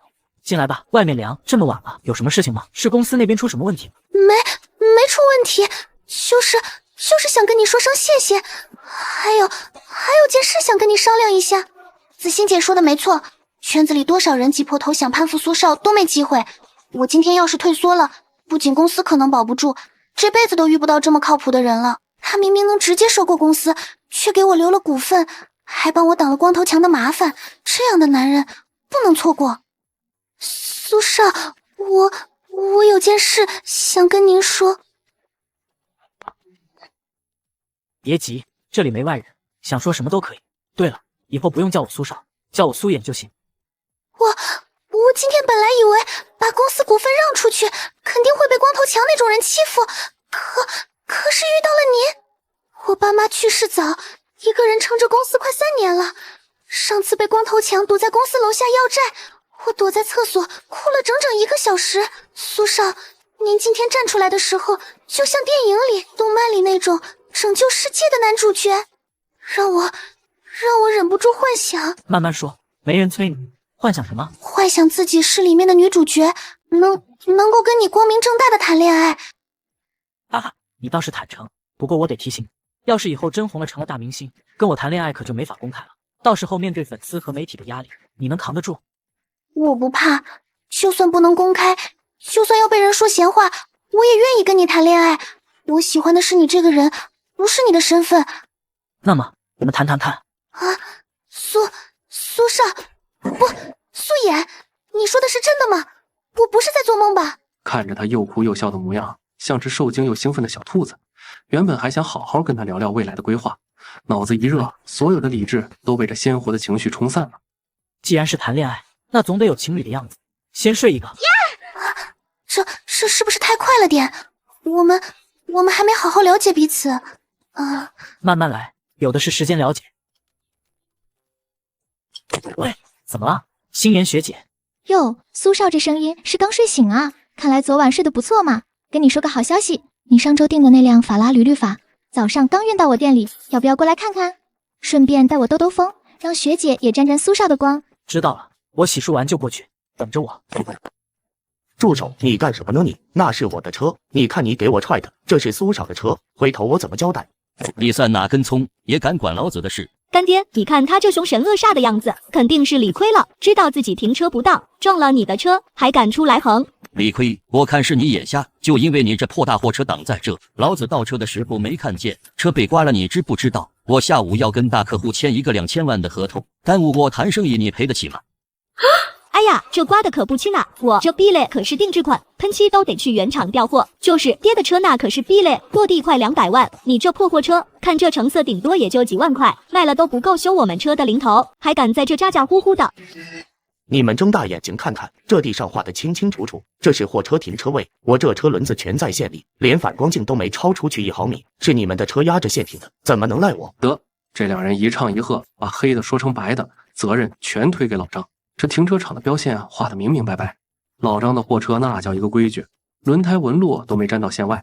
反观那辆右半边车身直接压在货车位和小车位的分界线上，刮痕位置刚好是压线的那一侧，明眼人一看就知道是怎么回事。标线？什么标线？我看是你故意把车停得这么靠外，就是想碰瓷。我今天就给你点颜色看看。毕力怎么了？毕力就可以不讲理？你自己看看，我的货车就规规矩矩停在货车位里，连个轮子都没超线，肯定是你自己开车不长眼撞上去的，还敢砸我的货车？我看你是找事。感情这破车是你的，我看你就是故意停在这碰瓷。你他妈会不会停车？刮了老子的车，你赔得起吗？我告诉你，今天不给我赔个10万8万的，你别想走。敢跟老子叫板，我今天就让你知道厉害。你还敢打人？住手！打人怎么回事？不许动手！你干什么打？放开我！你知道我是谁吗？我是你们店里的大客户，赶紧把你们经理叫来！敢拦我？你不想干了是吧？你们想干什么？欺负人是吧？我要报警！你们4S店纵容员工打人，我要投诉你们，让你们老板炒了你们！放开我！你们知道我是谁吗？敢拦我，你们经理见了我都得客客气气的。谢谢你们，他不仅打人，还砸我的车。你们看我车门上的坑，还有他那车明明是自己压线停的，挂了之后反过来赖我，还让我赔钱，不赔就打人砸车。不管发生什么事，打人就是不对。你看看你把大爷打的，脸颊都肿起来了，赶紧送医院检查。赔钱的事可以商量，但打人必须道歉。你凭什么让我道歉？明明是他碰瓷！我告诉你们，我更是你们市的领导，到时候让你们吃不了兜着走。怎么回事？都围在这里干什么？影响多不好。张董，这就是你们 4S 店的服务态度。我在这被人欺负了，车被刮了，这个人还故意碰瓷我，我跟他理论，他还跟我顶嘴。你们的员工不仅不帮我，还把我围起来要打人。你看看我这胳膊都被他拽红了。我告诉你，这事没完。我本来还想介绍几个朋友来你们店买车，就这服务，谁敢来？李总，对不住，肯定是有什么误会，让您不愉快了。是我们员工不懂事，我回头一定好好批评他们。到底发生什么事情了？谁能跟我说清楚？从头到尾说一遍，不许隐瞒。张董，你可来了！我跟你说，事情不是他说的那样，这家伙不分青红皂白就砸我的车。你看我车门上的坑，就是他刚才踹的。我跟他解释我车停的规矩，他不听，还动手打我。你看看我的车，再看看他的车停的位置，我的货车全在货车位里，他的宾利一半压着线，明显是他倒车的时候没注意刮到的，反过来赖我碰瓷。对了，这货车不是我的，是苏少的，他砸的是苏少的车子。苏少要是知道他的车被砸了，肯定也不会善罢甘休的。苏少？哪个苏少？跟柳心言看完法拉驴，刚签完交接文件，就听见 4S 店门口传来一阵吵嚷声，夹杂着男人的怒吼和女人的尖叫。我让柳心言先在车行等着，自己循着声音走过来，远远就看见人群围得水泄不通。李泽正指着张云龙的鼻子叫嚣，地上那辆货车车厢凹下去一大块，老张站在边上，嘴角还带着伤，满脸委屈地看着对峙的两人。李总，明人不说暗话，你停车压线刮到自己的车，反过来砸我们小老板的货车，还动手殴打司机，这件事情你做得太过分了。我过分了？张董，你搞清楚，我是来你们 4S 店买车的客户，客户就是上帝，我来消费就是要享受上帝的待遇。你们倒好，不仅不帮我讨说法，还帮着一个破货车司机指责我，你们还想不想在中海做生意了？就是干爹可是要全款提车的大客户，你们这么对待大客户，以后谁还敢来你们店买车？李总，这要是普通客户，我们自然以礼相待，但你千不该万不该动了这辆货车，这可不是什么普通货车，里面装的是我们小老板的定制新车配件，价值千万。你不光打人，还砸了小老板的车，出了任何事，我们 4S 店担待不起，你更担不起。哼，你这是在威胁我？行，你们店牛气，老子不买了还不行吗？宝宝，走，这破宝梨我们不稀罕，咱们现在就去买宝石盖，让他们看看老子有的是钱。哈哈哈，张董，我们听说小老板的新车配件到了，特地过来凑个热闹，看看能不能沾沾光，跟小老板打个招呼。邓店长，你们来的正好，这位李总刚才砸了我们小老板的货车，还动手打了司机，现在说我们宝驴店欺人太甚，不买我们的车了，打算去你那买宝石盖。我就是中海宝石盖 4S 店的负责人邓超国，现在我明确告诉你，宝石盖买不了，我们宝石盖不做你这种人的生意。哼，你们什么意思？宝梨的小老板跟你们宝石盖有什么关系？用得着你替他出头？关系？我告诉你，宝驴的小老板苏岩也是我们宝石盖中海区域的最大股东，是我的顶头上司。我的小老板，你砸了他的车，打了他的人，还想在我这买车，做梦！我是中海飞驰 4S 店的店长，我们飞驰汽车也将会把你拉进客户黑名单，从今往后不再做你的任何生意。奥运也一样，不仅如此，我们还会把你的信息同步给全国的经销商，你在全国范围内都买不到我们奥运的车。你们这是串通好的？难道整个中海的宝石盖、飞驰、宝驴、奥运全是一家的？没错，我们天驰汽车集团就是中海所有高端汽车品牌的总代理商，小老板苏野就是我们天驰集团的最大股东。你在我们店门口打人砸车，已经严重违反了我们的客户准则。从现在起，你将会上我们整个天驰汽车集团的黑名单，所有旗下品牌都不会再为你提供任何服务。一辆破卡车，我砸一下怎么了？不就是个开货车的司机吗？我打了又怎么了？我有的是钱，大不了赔给他。你们凭什么不让我买车？老张，这里怎么堵上了？我的车怎么变成这副模样了？苏少，您可来了，就是他，他不仅砸了您的车，还打了我。你就是那个什么小老板，毛都没长齐，也敢跟我叫板？刚在张云龙的办公室喝了口茶，就听见外面的吵嚷声，非但没停，反而更激烈了。推门出来一看，李泽居然还在跟员工们僵持。邓超国他们都把话挑明了，拉黑他买高端车的路还不够，这家伙竟然敢动手打我的司机！老张跟着我爸干了5年，从来没受过这种委屈，开破车就敢在我天池的地盘撒野，真是给脸不要脸！苏衍，你是天池汽车的老板？之前听王冉说苏衍是天湖洲际酒店的小老板，我还以为是吹牛，没想到他竟然还是天池汽车的老板。天池可是中海高端汽车的龙头啊！他之前在学校里明明看起来很普通，怎么会这么有钱？完了，李泽这下真的惹错人了。宝宝，你们认识？他是我大学同学，之前在学校里就挺厉害的，我没想到他是这里的老板。苏少，您可算来了。这家伙开车不长眼睛，自己把车停在货车位边上压线，刮到自己的车还不承认，反倒说是我们的货车挡路，不仅砸了您的货车，还动手打了咱们的司机师傅老张。您看老张的脸都被他打肿了。老张，人没事吧？脸还疼不疼？有没有去医院检查过？没事，苏少您放心，就是点皮外伤，不碍事的。多亏了店里的小伙子们拦着，不然我今天可就惨了。哼，苏少是吧？久仰大名，我们今天是来你们店买车的大客户，本来是件高兴事，结果你家店员不分青红皂白，就唯独我们，还想动手打人，这事你可得给我个说法，好好处理一下。事情的来龙去脉，我刚才已经听张总说了，既然李总这车子破了，也影响心情，就交给我来处理好了，保证让你满意。苏少果然是敞亮人，够意思。我就说嘛，做生意就得像你这样，懂得照顾客户情绪。看看李泽那副小人得志的嚣张嘴脸，心里的火一下子就窜上来了。开辆100多万的破车，就敢在我天池的地盘打我的人，砸我的车，真当我苏衍是软柿子好捏？李总的豪车是保时盖凯宴是吧？100多万，确实挺贵重的。你是什么玩意，就敢打我？谁给你的胆子？100多万又怎样？在我眼里，还不如老张的一根手指头金贵。干什么？李总刚才打人的时候不是挺爽的吗？现在轮到我了，让我也爽爽。你打我的人一下，我还你们10下，这买卖很公平吧？苏衍，你敢打我，我跟你没完！我要报警，我要让你赔得倾家荡产！报警，尽管报，我倒要让警察看看，是你先打人砸车在先，还是我后打人在后？至于赔钱，你砸了我的定制货车配件，价值3000万，我还没让你赔呢，你倒先跟我要赔偿了。李泽被我一巴掌打得面目全非，李泽像疯了一样的想要冲过来，嘴里还不停咒骂着。我慢悠悠走到他面前，倒要问问他，都到这份上了还想干嘛？你到底想干什么？打了我还不够，难道还想杀人不成？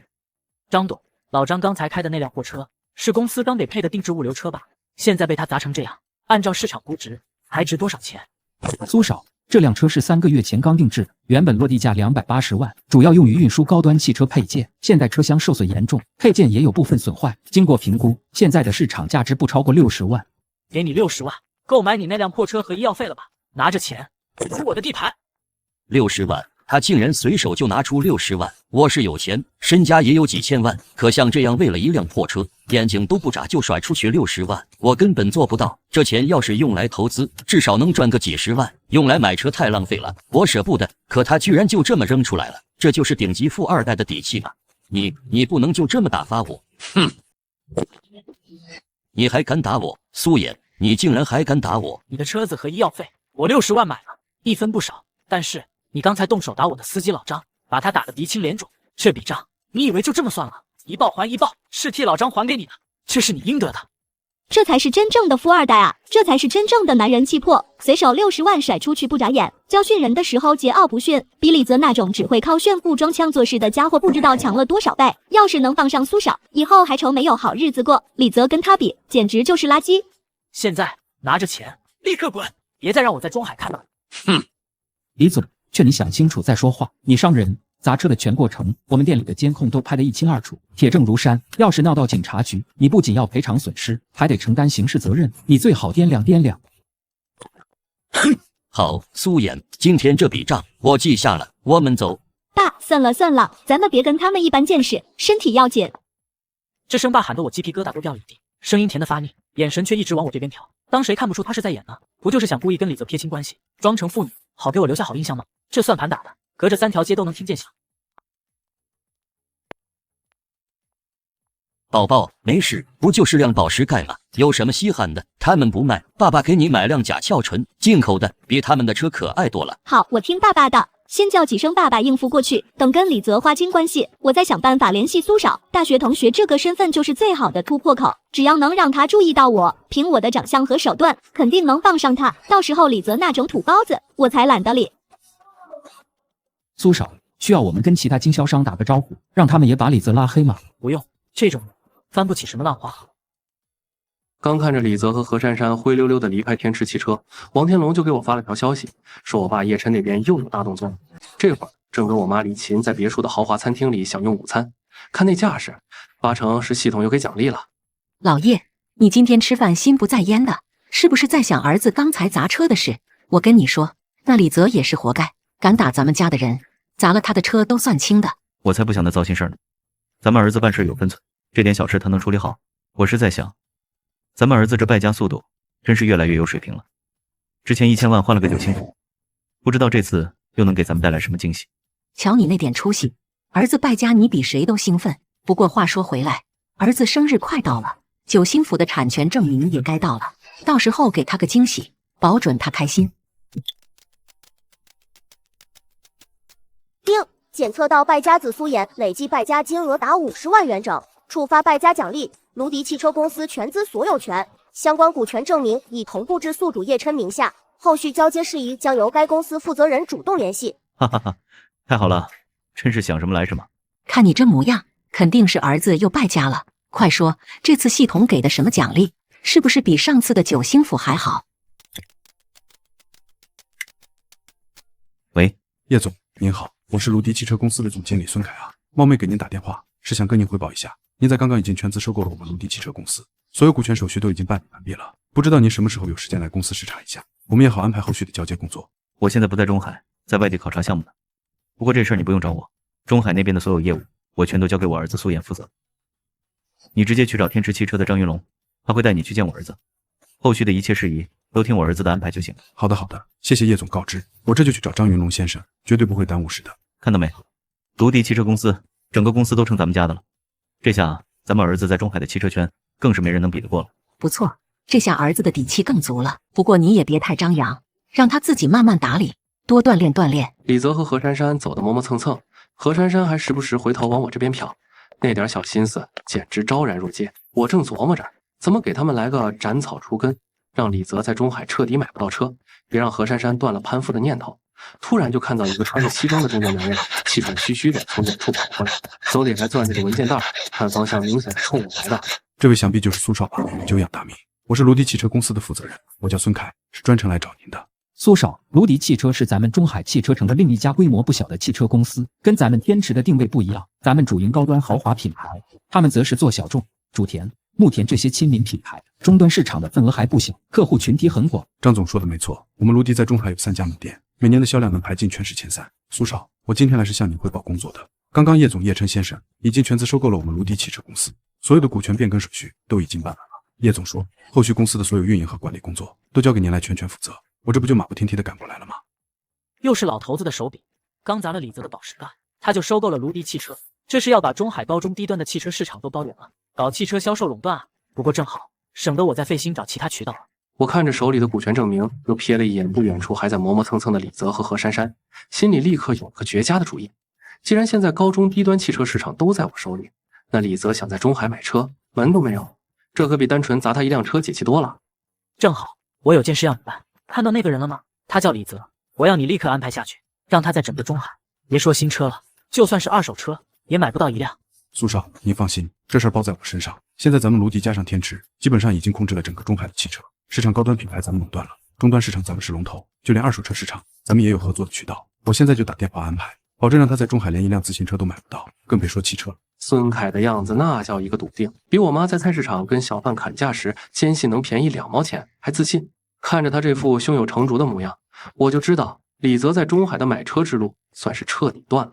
喂，老周，立刻通知公司所有门店，还有咱们合作的所有二手车商，把一个叫李泽的人拉进黑名单，不管他买什么价位的车，不管是新车还是二手车，一律不卖。对，就是这个名字，照片我等会儿发给你。另外，跟车管所那边也打个招呼，要是他想过户或者上牌，别给我卡住，明白吗？这是苏少的命令。苏少，那后续的市场整合工作需要我们几家公司开个会商量一下吗？下午3点在天池的会议室开会，把个门店的负责人都叫上。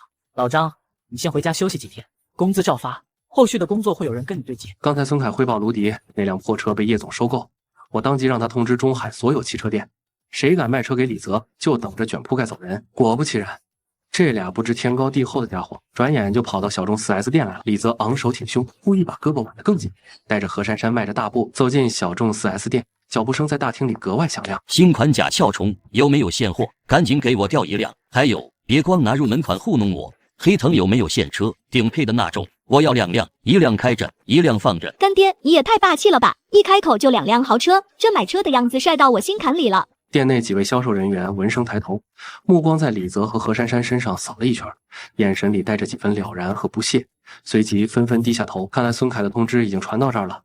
这些销售精得很，谁也不想为了一个被封杀的人丢了饭碗，自然没人愿意搭理他。你们都瞎了眼吗？没看见这么大的客户站在这儿，赶紧过来招呼，耽误了我买车，你们赔得起吗？客户，我们可不敢招待你这种得罪了大人物的贵客，你都把我们老板惹毛了，还想在这儿买车，做梦呢！谁是你们老板？我什么时候得罪他了？还能是谁？当然是苏少、苏衍，连这都不知道，真是个没见过世面的土包子。都到这份上了，这家伙还没搞清楚自己惹到的是何等人物，真是可笑又可悲。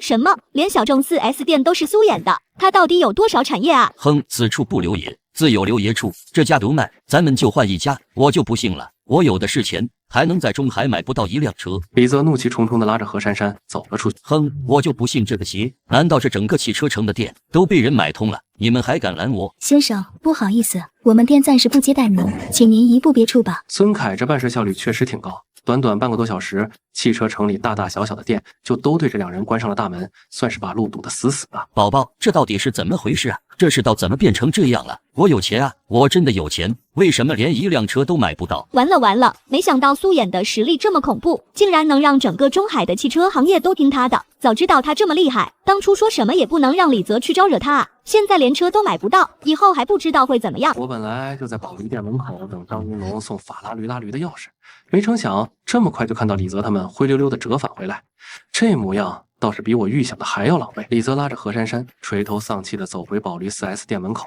两人脸上满是疲惫和错。刚才在小众 4S 店跟李泽那父女俩闹得不可开交，听说他俩在汽车城转了不下5家店，不是被委婉拒绝，就是直接吃了闭门羹。估计也是急着提车，又没找对门路。没想到这么巧，我刚在保驴店办完手续，拿了新车钥匙，转头就在门口撞见这对父女。这下可有好戏。苏少，您的法拉驴拉力钥匙已经按照您的要求调试完毕，随时可以试驾。这是法拉驴的车钥匙，我的天，居然是法拉驴拉力！这车看起来好酷啊，是不是特别贵？贵，何止是贵，这可是全球限量499辆的顶级超跑，国内落地价至少2000多万。刚才在小众店，我还差点让板车蹭到它，幸好只是擦到了板车边缘，没碰着车身，不然把我卖了都赔不起。苏衍从盒子里取出车钥匙，指尖轻轻转动了一下，发出清脆的声响。他慢悠悠转过身，目光落在脸色煞白的李泽身上。李总，刚才在小众店急着提车，这么会儿功夫买到心仪的车子了。对不起，苏少，是我有眼不识泰山，刚才在店里是我太冲动了，您大人有大量，别跟我一般见识。说实话，我还是比较欣赏你刚才在小众店那副嚣张跋扈、跳脚骂街的样子，现在这样损兮兮的，倒让人觉得没意思。看着李泽那副前去后恭的模样，跟几分钟前在大众店拍着桌子叫嚣“你知道我是谁”的神态，简直天差地别。我强忍着才没笑出声来。这变脸速度不去唱戏，真是可惜了。宝宝，你跟苏少是同学，关系肯定不一样，快帮我求情，让他别往心里去。苏同学，实在不好意思，我爸就是性子太急，刚才说话没过脑子，我已经说过他了，他真的知道错了，我让他再跟你好好道歉。对了，何同学，我一直有点好奇，你跟李总看着这么亲近，怎么你们不是一个姓呢？嗨，这孩子跟他妈姓的，随母姓。苏少，您看您跟珊珊都是同学，低头不见抬头见的，刚才那点小事就是个误会，咱们一笔勾销怎么样？要不我让珊珊陪您一起出去转转，兜兜风，就当给您赔罪了。李总，这是什么意思？是觉得我苏衍身边缺女人陪吗？话音刚落，柳新年穿着一身精致的连衣裙，踩着高跟鞋款款走来。苏少，人家刚才在店里帮你跑前跑后办手续，都快忙坏了，你可得好好奖励我才行。虽然这个女人长得确实漂亮，身材也不错，但我和珊珊也不差。苏少这么有钱，要是能跟她搭上关系，以后就不用愁了。再试试，不能就这么放弃。苏同学，何珊珊同学，我不喜欢跟你爸做同道中人。走，奖励你做法拉驴兜风。我就这样错过了成为少奶奶的机会。宝宝，我们走。滚！我让你滚！我的人生都被你毁了。本以为这事儿也就我自己乐呵乐呵，没成想这会儿家里，我爸叶琛正因为我买车的事儿高兴得合不拢嘴呢。检测到败家子败家2250万元，恭喜宿主获得奖励超级跑车。老肯，奖品已经停在中海国际贸易港口，请宿主尽快前往签收。哈哈哈哈！好小子，这才像我叶琛的儿子。叶江手里提着2盒包装精致的礼品，脚步轻快地走进客厅。为什么我为二叔鞍前马后孝顺这么多年，逢年过节礼品从没断过，家里大小事也都帮着操心，可从来没见二叔这么开心过，连嘴角都快咧到耳根了。自从二叔找回那个失散多年的儿子，我在二叔心里的分量就一天不如一天。现在倒好，二叔的继承人位置一下就跟我没关系了。凭什么？二叔，看您这心情，肯定是有什么大喜事吧？跟我说说，也让我沾沾您的喜气。还能有什么喜事？我儿子刚才刚买了一辆法拉驴，2250万。这小子有我当年的风范，花钱不扭扭捏捏，我能不为他高兴吗？真是可恨！那小子买车花的难道不是公司的钱，不是我这些年辛辛苦苦帮二叔打理生意赚的钱吗？就因为他花了笔钱买个车，值得你这么高兴？不对，我前几天才看过公司的账目，根本没有这么大笔钱的支出啊！难道是二叔自己的私房钱？该死！那些私房钱本来也该有我一份的，要是我能拿到，说不定也能买辆好车，让二叔对我刮目相看。现在全被那小子给占了。二叔，这么说来，弟弟现在是在中海那边，他什么时候回家啊？我这做哥哥的都还没见过他呢，也想跟他好好亲近亲近。有机会的，不急。他现在在中海上大学，学业要紧，先让他在那边好好适应适应再说。二叔，您为弟弟肯定花了不少钱吧？我前几天整理公司账目的时候，看账上有几笔支出不太明确，想着是不是您给弟弟用了？要是您这边还需要钱，跟我说一声，我好提前帮您安排好，省得您费心。嗨，这叶江终于是露出狐狸尾巴了，绕来绕去，还是惦记着我爸给我的钱，真当我爸是老糊涂了，听不出他话里的意思。小江，我给我儿子花钱，这事跟你没关系吧？我自己的儿子，我乐意给他花钱。有什么问题吗？二叔您误会了，我不是那个意思，我就是担心您手头紧，想着能帮您搭把手。既然您这边都安排好了，那我就不多嘴了。二叔您接着忙，我就先不打扰了。回头等弟弟回来，我一定好好给他安排接风洗尘，让他好好感受感受家里的热闹。果然，儿子一找回来，这曾经在我面前处处表现孝顺的好侄子，就忍不住动了心思。他刚才话里的那点怨恨和不满，真以为我听不出来吗？这么多年的情分，终究还是抵不过利益。可是为什么系统奖励的车子会在中海啊？明明我才是宿主，那可是老肯啊，多少人梦寐以求的超级跑车，要是能在我手里，那得多风光。老爸，您别酸了，老肯指定是给我的，谁让我是您专属的败家子？刚才和心妍在车里待着，突然接到我爸电话，语气比中彩票还激动，说给我买了辆车，得去港口拿。爸，这时候打电话来，啥事啊？小野，老爸给你整个大惊喜，看你之前总念叨没辆顺手的超跑，特意给你订了一辆，这会儿已经运到国际贸易港口了，赶紧去提啊！爸，不是吧？我上礼拜刚提了辆法拉驴 SF90，还没开够呢。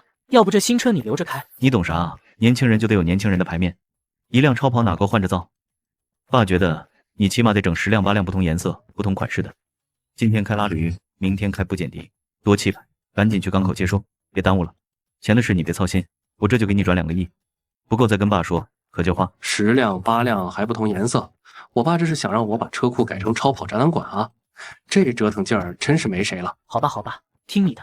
对了，上次给你订的宾利飞驰，昨天已经给你运到家里车库了，你有空去看看。运过来了，这才对了。你老爸我这个年纪，开宾利才配得上是。行了，不跟你废话了，赶紧去提车，提完给爸拍张照片看看。我没听错吧？10辆8辆超跑换着开，还随手赚2个亿，这到底是什么神仙家庭啊？苏妍的家境比我想象的还要恐怖太多了。苏少，那我们刚才的事还继续吗？先去看看老头子给我整了辆什么宝贝，回来再陪你。我和心妍急匆匆赶到港口车库，老远就瞅见宋思明站在门口张望，看那样子像是等了我们有一会儿了。苏衍停稳车，和柳心妍一同下车，朝着车库门口走去。宋思明看到他们，立刻站直身体迎了上来，目光先是在柳心妍身上快速扫过，随即又收回落在苏衍身上，眼神里满是羡慕。苏少，可算着你了，刚才我瞅见车库里刚卸下来一辆拉驴，红黑配色，是不是你的？这可是限量款，有钱都难买到啊！老宋啊，你要是喜欢，拿去开几天玩玩，反正今天刚到，我还没来得及碰。别，君子不夺人所好，这么珍贵的车，我可不敢随便开。对了，苏少，你也是来车库看车的？不是我自己买的，我爸刚才打电话说给我订了辆新车，让我过来提。说真的，我还挺好奇的，我爸这次又会给我整什么新鲜玩意？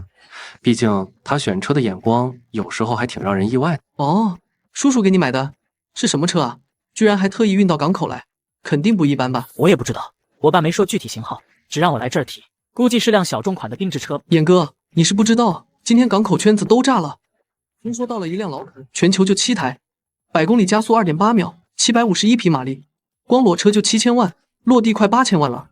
我爸昨天还跟我念叨，结果今天只能来蹭你的光，长长见识。车这种东西能开不就行了？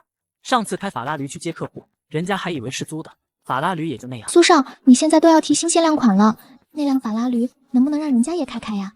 我上周刚拿了赛车证，还没试过超跑呢。学姐想开随你，毕竟接下来对接海外项目，还得学姐帮我干活呢，总不能让你挤地铁跑业务吧？谢苏少，我保证明天就把项目方案整理好，绝对不耽误你开新车。你现在是真无所谓了。我上个月想买辆2手法拉驴，我爸都跟我算油钱算半天。话说，那辆老肯不会就是苏叔叔给你买的吧？谁知道他怎么想的？昨天打电话就说给你添个代步的，我还以为是辆普通 SUV。脚步声急促，张云龙满头大汗跑过来。张董，你怎么亲自过来了？宋少好，苏少，让您久等了。刚才去调车辆出库手续，耽误了几分钟，我这就把车子取出来。卷帘门往上卷的时候，那辆老肯的银黑线条露出来，车灯像猎豹眼睛似的，比我那法拉驴确实扎眼。老宋眼睛都快粘上去了，嘴都没合上。老肯，真的是老肯。眼哥，这可是价值8000万的车啊！苏叔叔说送就送了。之前我还觉得你们家只是有钱，现在简直是突破想象了。这哪是代步，这是移动的金疙瘩啊！老头子这是又跟谁比破了？上次送游艇也是，没提前说一句，我感觉我家老头子对我实在是好的过分。昨天还说喜欢就多买几辆，10辆8辆换着开，这么多车，家里车库也就放3辆，总不能堆院子里吧？老头子这是想让我搞私人车库展览吗？10辆8辆的，我怕哪天出门都得纠结10分钟。今天开老肯还是布加尼，明天开帕简尼还是肯尼格塞，烦都烦死了。苏少，这是老肯的专属钥匙，全球只有7把，每把都有编号。学姐，正好你开法拉驴，我开这个老肯，咱们顺路送老宋回去。别，我可不敢做你的限量款，万一刮了我赔不起，我还是自己打车吧。苏少，你该换个大房子了，就这2辆车，普通车库都放不下，得买个带私人车库的别墅才行。对，我怎么忘了这茬？要不然这2辆车都没地方。学姐，这事就交给你了，帮我在中海找几套带独立车库的别墅，面积不用太大，能放5、6辆车就行。走吧，先去兜一圈试试车。宋思明站在原地，掏出手机给朋友发消息。别跟我提超跑了，我刚进苏眼提了辆8000万的老肯，人比人，真是气死。前几天开着老肯跑车和柳心妍分开后，我还以为买房这事儿得缓几天，没成想今天一早就被他拽上车，说汤臣一品的独家房源就藏在这家中介，还特意提前约好了，这效率倒真让人没话说。就是这家安家天下，我打听清楚了，符合你要求的汤臣一品房源，现在只有2手房源靠谱，而且这家手里攥着独家的，我昨天就跟他们店长约好了，今天直接看细节。这么快？我还以为得再对比几家。对比什么呀？汤臣一品的好房源本来就少，等你对比完，早被别人抢了。走进去。刚跨进门店的那一刻，我直接愣在原地，这阵仗也太夸张了吧！10几个人站成2排，跟迎接什么大人物似的。我下意识想往后退，再看柳心妍，她倒一脸坦然，甚至还微微抬了抬下巴，看样子倒是挺享受这种待遇。欢迎光临。您就是提前预约的刘小姐吧？我是安家天下的店长许晴，可算把您盼来了。快请进，里面会议室凉快，咱们坐着慢慢聊房源。2位请坐。刘小姐、苏先生，您2位要看的汤臣一品就坐落在黄浦江畔，视野那是没话说，推窗就能看见江景。而且这套房源是精装修，业主之前没怎么住过，家具家电都是一线品牌，拎包就能入住。许店长刚开口介绍房源，我正低头端起水杯想喝口水，就听见旁边放杯子的人轻轻啊了一声，我下意识抬眼，这一看手里的杯子都差点没拿稳，这张脸我太熟了，不就是大学时天天追在我屁股后面借笔记，还总爱打听我私事的周群吗？真没想到居然能在这儿碰到他。苏妍，还有心妍学姐，你们怎么会在这儿？小周，你认识2位？晴姐，我不仅认识，我还太了解她了，这单啊，我看恐怕成不了。什么意思？小周，你把话说清楚，这可是咱们的重要客户。周群这小子想干什么？大学时就爱嚼舌根，现在居然还想花我事儿。徐姐，您恐怕不知道，这个苏衍在我们大学那可是出了名的舔狗，追女生的时候什么都敢答应，为了装大方，还借了几十万的网贷，后来还被催债的人堵到学校门口要债，闹得整个系都知道。您说，就他这样的人，怎么可能买得起汤臣一品？我看啊，他就是跟着心妍学姐来蹭热闹。玻璃门推开的瞬间，中介门店里说话声不断。刘心妍和苏衍跟着许晴店长往会议室走，路过工位时，几个员工偷偷交头接耳，周群就端着水快步跟了进来。周群，你是怎么回事？晴姐，公司是教我对客户恭敬，但不是对这种人。一个靠借网贷度日的舔狗，还敢来这儿看汤臣一品，您觉得他买得起吗？开什么国际玩笑？那都是原生脑子进水干的蠢事，跟我有半毛钱关系。这蠢货怕不是眼睛瞎了，没看见心妍身上的高定礼服，还在这儿瞎逼逼。心妍学姐，你可千万别被他骗了，这个男人根本不是什么良配，他之前在学校里就是出了名的软饭硬吃。谁会信一个身家百亿的苏少会借网贷？这姓周的怕不是嫉妒疯了？看见我跟苏衍在一起，就急着跳出来刷存在感，真是又蠢又可怜。我不管他以前怎么样，我就是喜欢他。周群看着眼前这一幕，整个人都僵住了，眼睛瞪得溜圆，像被定在原地。原本还带着挑衅的脸瞬间憋得通红。周群急得原地跺了跺脚，手指着苏衍。他就是想骗你的钱，学姐你清醒点。他之前为了追别的女人，欠了几十万的债，这事儿全校都知道，你怎么能不信呢？苏少，原来你以前还为别的女人花过几十万呀？算是吧，不过都是过去的事了。那人家可要吃醋了啦，你得补偿我。苏衍被他的样子逗笑，语气宠溺。不是刚给你转了钱，让你去买包了吗？还不够补偿？你随便买个几十块的假包，就敢这么欺骗学姐？你以为学姐跟你一样没见识吗？他可没骗我，昨天给的现金我自己去专柜买的包，不过也就10来万，跟苏少平时玩一趟跑车花的钱比，根本不算什么。周群还想再说什么，脸涨得发紫，刚要开口就被许晴厉声打断。周群，现在立刻给我出去，别在这儿影响客户。刚才周群还在这儿瞎咧咧，唾沫星子横飞地说：“我是借网贷的舔狗，把我贬得一文不值。”现在倒好，摆出一副懂规矩的嘴脸要验资，真把自己当盘菜当根葱了，也不撒泡尿照照自己什么样。许经理，你们这是什么道理？我们诚心来看房，周群不仅出言不逊，现在还拿验资当借口刁难人，这就是汤臣一品的服务态度。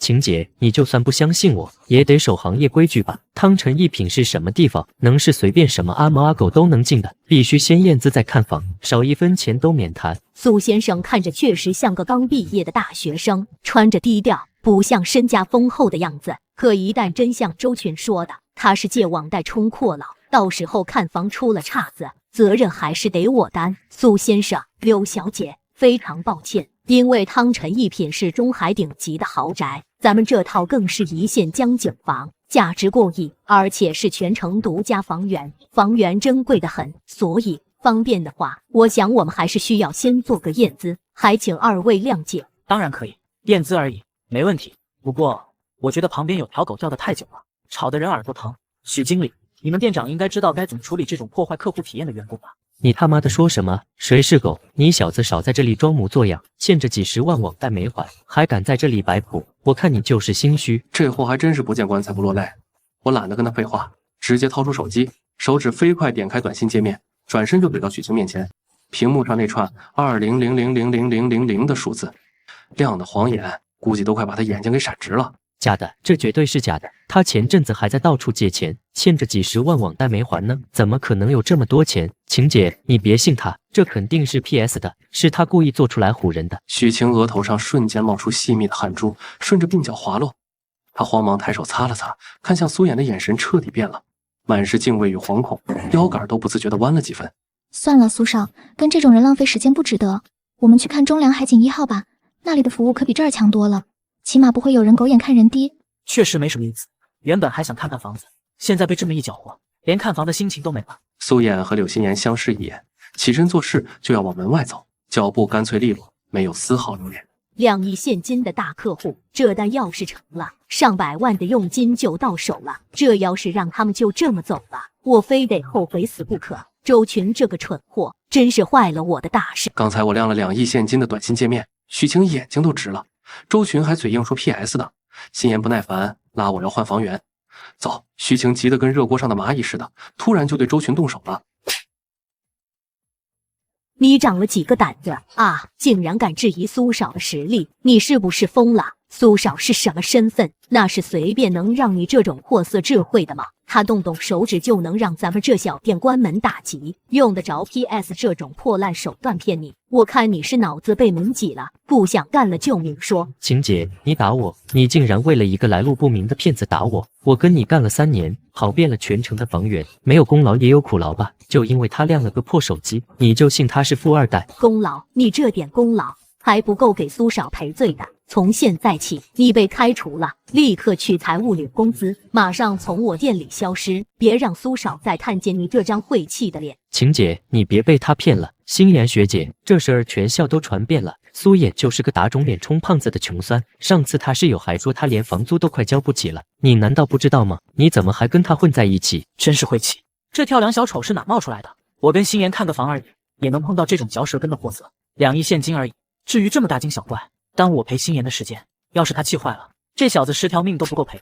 店长，看来你这店里的人不是都懂什么该说，什么不该说的规矩啊！无聊透顶。周群，你与其在这编排别人，不如好好想想自己下个月的房租在哪。真是够了，周群怎么变得这么爱搬弄是非？苏衍的实力我还不清楚吗？上次他随手给我买的那条项链，就比周群1年的工资都高，用得着骗这种人？要不是看在同学一场，我早就让他下不来台了。别跟他废话，我们换一家。周群这小子真是茅坑里的石头，又臭又硬，都被开除了还不依不饶，冲着苏衍和柳心妍的背影就想追过去。许晴今儿也是够倒霉，招了这么个拎不清的下属，气得脸都白了。保安，保安在哪？快过来，把这个疯子给我拖出去，别让他在这影响客人。苏衍，你这个骗子，我不会放过你的，我一定会揭穿你的真面目，让所有人都知道你是什么德行，一定会。苏先生，刘小姐，实在对不住，是我管理不力，让您2位受委屈，看笑话了。您别往心里去，我现在亲自带你们去看房，都是咱们公司的独家房源，装修地段绝对符合您的要求。先看房吧，看了再说。许晴连忙点头如捣蒜，脸上的笑容更谄媚了，快步走到前面，伸手做出请的手势，弓着身在前面引路，恭敬地带着苏衍2人离开。许晴刚才在店里把质疑我的周群当场开了，现在对我简直比对亲爹还恭敬，一路开车过来，嘴就没停过，一会儿说路况多好，一会儿提汤臣一品的物业多贴心，生怕一个不小心就惹我不高兴。这房子我特意提前半小时过来通风，保证空气清新。这挑高看着真舒服，比咱们之前看的那几套压抑的公寓好多了。欣妍喜欢就好，这地段这视野配得上他。空间利用率还行。苏少，您真有眼光，这套房产全面积597平。纯正的3梯入户设计，您和刘小姐的专属电梯直接通到家门口，中间还隔着保姆梯，保证绝对的私密空间，就算家里来人也不会互相打扰。许晴快步走到巨大的落地窗前，伸手示意2人过来，自己则识趣地站在侧后方，保持着恭敬的距离。苏少，您看这视野绝了吧？整个黄浦江的核心段都在您的眼皮子底下，对面就是外滩的万国建筑群，东方明珠离得都特别近。到了晚上，华灯初上的时候，您和刘小姐端着一杯红酒坐在这儿，吹着江风，看着底下的车水马龙，那才叫真正的享受。整个中海最美的夜景都被您家承包了。苏妍，你看那艘游轮好漂亮，晚上亮灯肯定更好看。多少钱啊？苏少，您是说这套房吗？这套房子我要了。我看欣妍盯着江景挪不开眼，就知道他是真喜欢这儿。反正迟早都要买房，直接定下来，省得来回折腾，也省得再碰到周群那种糟心人。苏少，这套房的挂牌价是1.8个亿，您要是真心想要，我现在就给房主打电话，肯定帮您谈个最优惠的价格，绝对不让您多花1分冤枉钱。1.5亿，全款现金，今天就能签合同，钱随时能转。苏少，您这一口气砍掉3000万，这也太多了。房主虽然急着用钱，但这个价格，我怕他很难接受啊。你就原话转达给房主，他要是真急着套现，现在这个行情，没人能像我这样一次性拿出1.5亿现金，还不用他等流程，机会就这一次，他想清楚，千万不能黄啊！这单成了，我能拿100万佣金，要是黄了，我这半年都白干了。不是还有其他几套备选房源吗？咱们也别吊死在一棵树上。是啊，我记得还有中粮海景1号的一套江景房，虽然户型小一点，只有300多平，但装修风格更现代，价格也便宜不少，只要1.2亿。另外还有佘山的几套别墅，环境特别好，带独立泳池和花园，也值得去看看。刚才我一口把价格砍到1.5亿全款，许晴当场就懵了，眼睛瞪得跟铜铃似的，嘴角的笑都僵在脸上，好半天才缓过神来。我和心妍学姐一唱一和，提起中粮海景1号，就是掐准了他怕着100万佣金泡汤的心思。汤臣一品的提成可比其他房源高出一大截，他怎么可能甘心放走这单生意？果然，话刚落地，他那副镇定的模样就彻底崩了，急着去打电话了。苏少、刘小姐，您二位千万别动，就在这儿稍等片刻，最多5分钟。我现在立马给房主打电话，把您全款现金的诚意都传达到，保证给您谈得妥妥的。苏少，说真的，这套房子虽然各方面都好，但1.5亿可不是小数目。中粮海景1号那套我仔细看过资料，360平的户型采光一点不差，装修是极简风，您说不定也喜欢。要不咱们真去看看再定，万一这儿的性价比没那么高呢？不用看了，刚才你趴在窗边盯着江景发呆的时候，眼睛亮得跟星星似的，我就知道你喜欢这儿。而且这房子格局方正，装修风格也大气，1.5亿能拿下已经很值了。再说砍下来的3000万，我还能留着投给东艺传媒，刚好填补那边的资金缺口。苏少，东艺传媒现在是您的产业了。我前几天还听传媒系的同学说，那家公司资金链断了，好几个大项目都停了，连员工工资都快发不出来了。可不是吗？上个月刚从老头子手里接过来的，他美其名曰让我历练历练，说白了就是把烂摊子扔给我收拾。接都接了，总不能眼睁睁看着他倒闭，多少得花点心思在上面。苏少，影视行业水特别深，真不是好的创业方向。前期投入大不说，回本周期动辄3-5年，而且政策风向一变，之前的投入可能全打水漂，风险太大了。学姐，这点我比你清楚。要是让我自己选创业项目，打死都不会碰影视剧，但这是老头子的安排，我暂时推不掉，只能先硬扛着。那苏少，您到底想做什么创业项目啊？从开学到现在，我就听您说要自己干，到现在还没个准信呢。老头子天天塞各种公司给我，光是熟悉这些业务就占满了时间，连静下心思考的空都没有，真没头绪呢。最近老头子跟卸包袱似的，今天扔个贸易公司过来，明天塞个科技公司给我，我光应付这些就够忙的了，根本没时间琢磨自己的项目。正聊着呢，许晴突然拿手机冲过来，那兴奋劲儿跟捡着金元宝似的。苏少，成了，真的成了。房主一听您是全款现金，想都没想就答应了。他说找了半个月买家，不是只敢按揭就是压价压的离谱，您这才是真有诚意。他在电话里都快哭了，一个劲儿问您什么时候方便签约，什么时候能付款。刚才许晴在电话里说房主同意1.5亿成交，我二话没说就带着心妍赶了过来。刚跟房主握完手准备签字的时候，我的手机突然响了。苏少，说真的，虽然您一口气砍了3000万，但我打心底里感谢您。这房子挂了半个月，来看的人不少，不是嫌贵就是只砍案件，我这资金链都快断了。您这全款现金真是救了我的急。客气了，我确实喜欢这个房子的视野和格局。买房子本来就是你情我愿的事，咱们互利共赢。不好意思，我接个电话。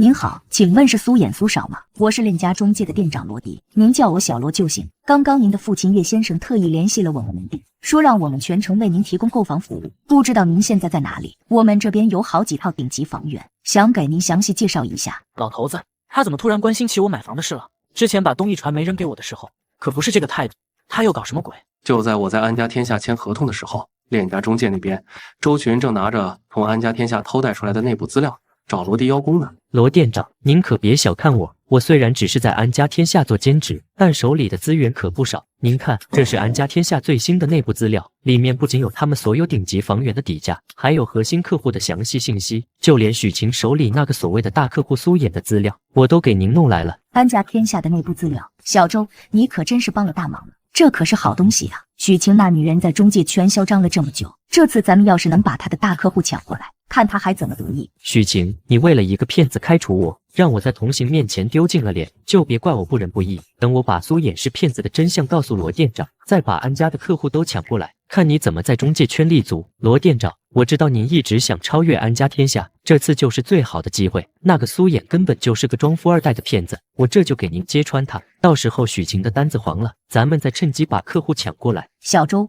您脑子真灵活，等事成了，好处绝对少不了你。罗店长，我跟您保证，用不了多久，咱们链家就能把安家天下踩在脚下。好，小周，欢迎你正式入职链家，我现在就去给你拿入职合同。从今天起，你就是咱们店的核心骨干。他那得意劲儿还没过去，群里一条刚发布的消息，就像一盆冷水直接浇在了他的头上，把他的脸抽得啪啪响。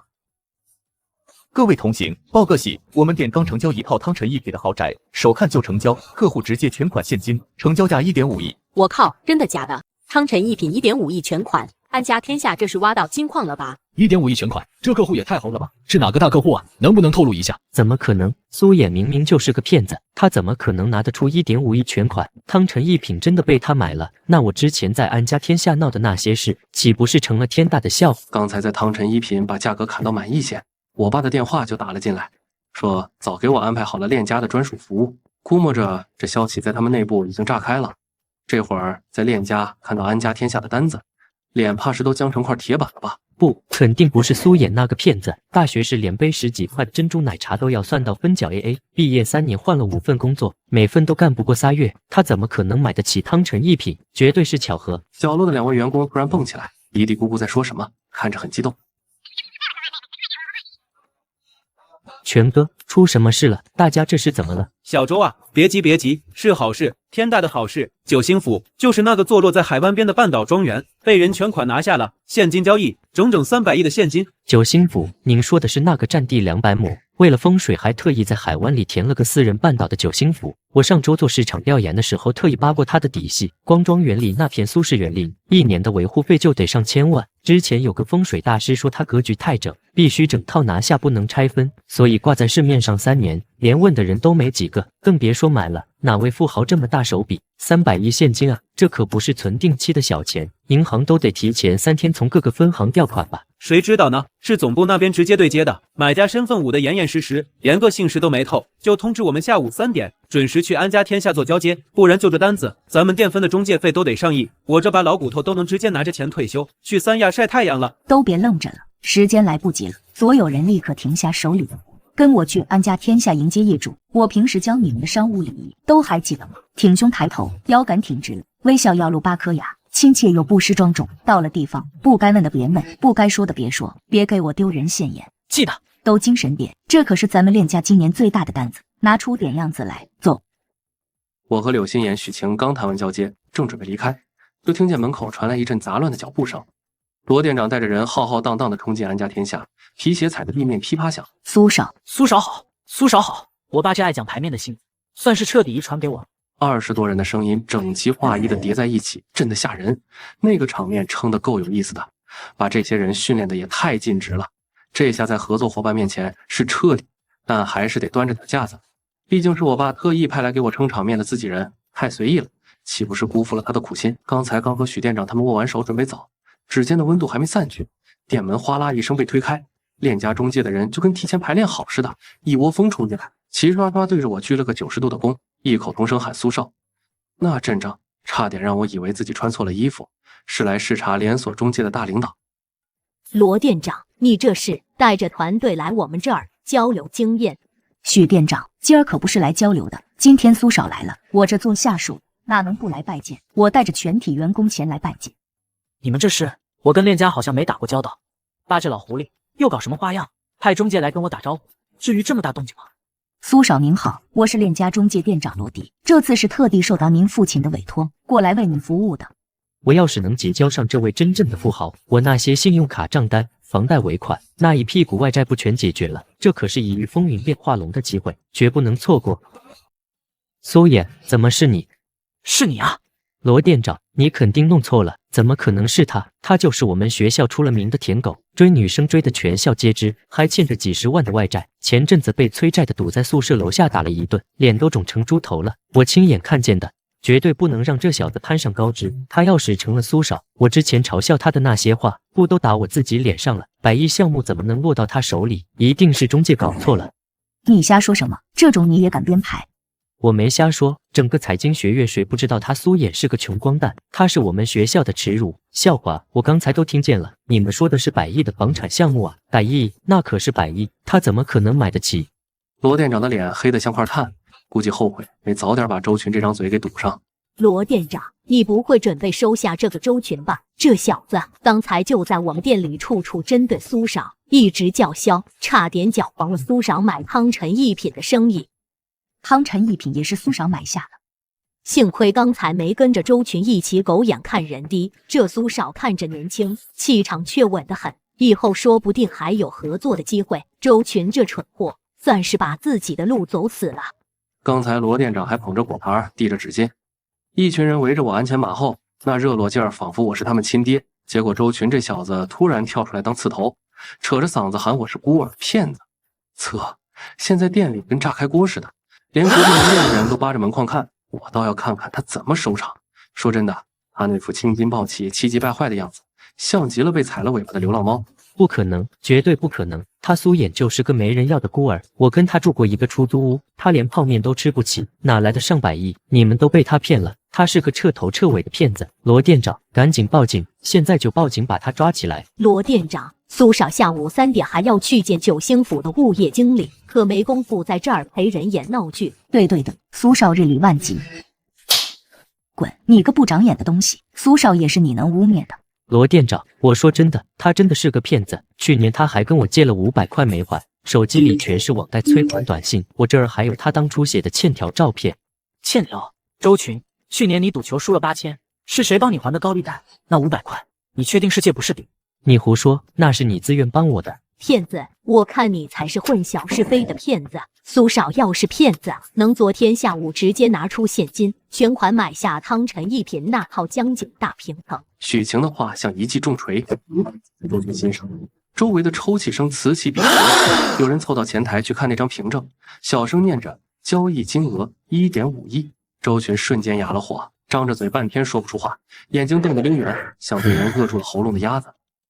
你说他全款还是现金？不然呢？苏少昨天下午带着现金支票去的交易中心，手续全办齐了。卖方王总特意给我打了电话，说从没见过这么爽快的买家。你倒是说说，哪个骗子能拿1亿5千万现金当儿戏？而且你纯属血口喷人。苏少什么时候是孤儿了？我昨天亲眼看到苏少的父亲，就是那个买下九星府整个别墅区的叶东，特意打电话来说把九星府最东边那套带泳池的独栋送给苏少当生日礼物。孤儿、废物、舔狗、网贷催款，这些才是刻在他苏衍身上的标签啊！怎么会这样？就隔了1个月，他怎么眨眼就多了一个能买下九星府的爹，还成了全款买汤臣一品的百亿富豪？那我之前在他面前炫耀的那点工资，岂不是像个笑话？我是不是骗子，你心里清楚。但你今天在这儿造谣生事，影响安家天下的声誉，罗店长，这事你打算怎么处理？苏少，您放心，我现在就开除他，让他赔偿店里的损失。周群，赶紧收拾你的东西，滚蛋！苏衍，你到底是谁？你是不是故意耍我？罗店长，我没听错吧？您说的是那个九星府，就是咱们市东边那个独占一整个半岛，连中介都只能远远拍几张外景的九星府，他真的卖出去了。我之前跟那边的物业打听了800回，人家都说业主根本不考虑出手，而且规矩大得很，必须一整个庄园打包，不接受拆分。许晴，你没听错，就是那个九星府庄园。这笔单子是苏少的父亲亲自敲定的，全款现金买下整个九星府，不为别的，就当是送给苏少的成年礼物。现金？您是说300亿？整整300亿的现金，就这么用来给孩子当成年礼了？我卖了10年房子，成交金额最高的一单才8000万，这300亿是我连做梦都不敢想的数字啊！300亿现金买房子当成人礼，这哪里是豪门，这简直是通天的家事啊！苏衍平时在店里穿着简单的白 T 恤，说话也温温和和的，谁能想到他背后是这样的底气？之前周群挤兑他的时候，他从不辩解，原来不是懦弱，是根本不屑于跟这种人计较。300亿，我刚才居然指着他的鼻子骂他是穷酸骗子，还跟他强留心眼，我这是猪油蒙了心，还是瞎了眼啊？就凭我那套按揭的小户型，在他面前连尘埃都算不上，现在不仅得罪了苏少，还在全店人面前丢尽了脸，这份工作怕是保不住了，肠子都悔青了。我瞥了眼周群那失魂落魄的样，嘴角勾起一抹若有若无的弧度。这哥们儿现在估计连撞墙的心都有了，刚才有多嚣张，现在就有多狼狈。我没心思跟他计较，跟这种人置气未免太掉价。只是柳心言看我的眼神里多了些躲闪，这倒让我有点在意。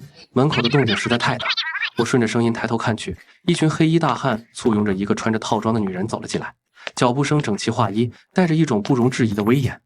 那场面跟黑帮电影里大佬出场似的，瞬间让店里的空气都凝固了。刚刚还在窃窃私语的员工们，现在全跟被按了暂停键似的，一动不动地看着门口。这位女士，请问您是？请问哪位是苏衍？苏少，我是九星府的总管家童雅琴，受叶先生的嘱托，将九星府的房本和相关手续送过来。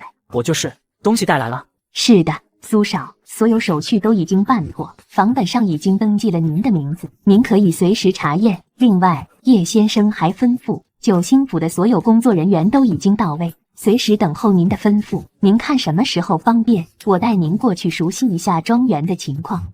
老头子这手笔也太夸张了，300亿的庄园还不够，连专属管家团队都配齐了。这阵仗，不知道的还以为我继承了什么皇家产业。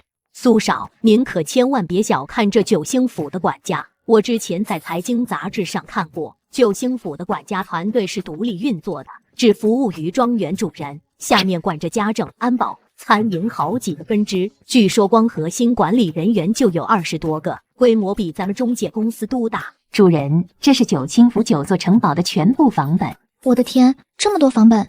刚才我还跟苏少聊什么创业合作，我是不是脑子进水了？300亿的庄园主人，我跟他谈那点小生意算什么？眼睛盯着木盒放光，嘴角的笑就没下来过，连端着木盒的手都在微微发抖。苏衍把这一切看在眼里，心里暗笑一声，面上却不动声色。主人，我给您简单介绍一下九星府的情况。整个庄园由9座独立城堡构成，每一座城堡都配有专属管家以及30人的服务团队。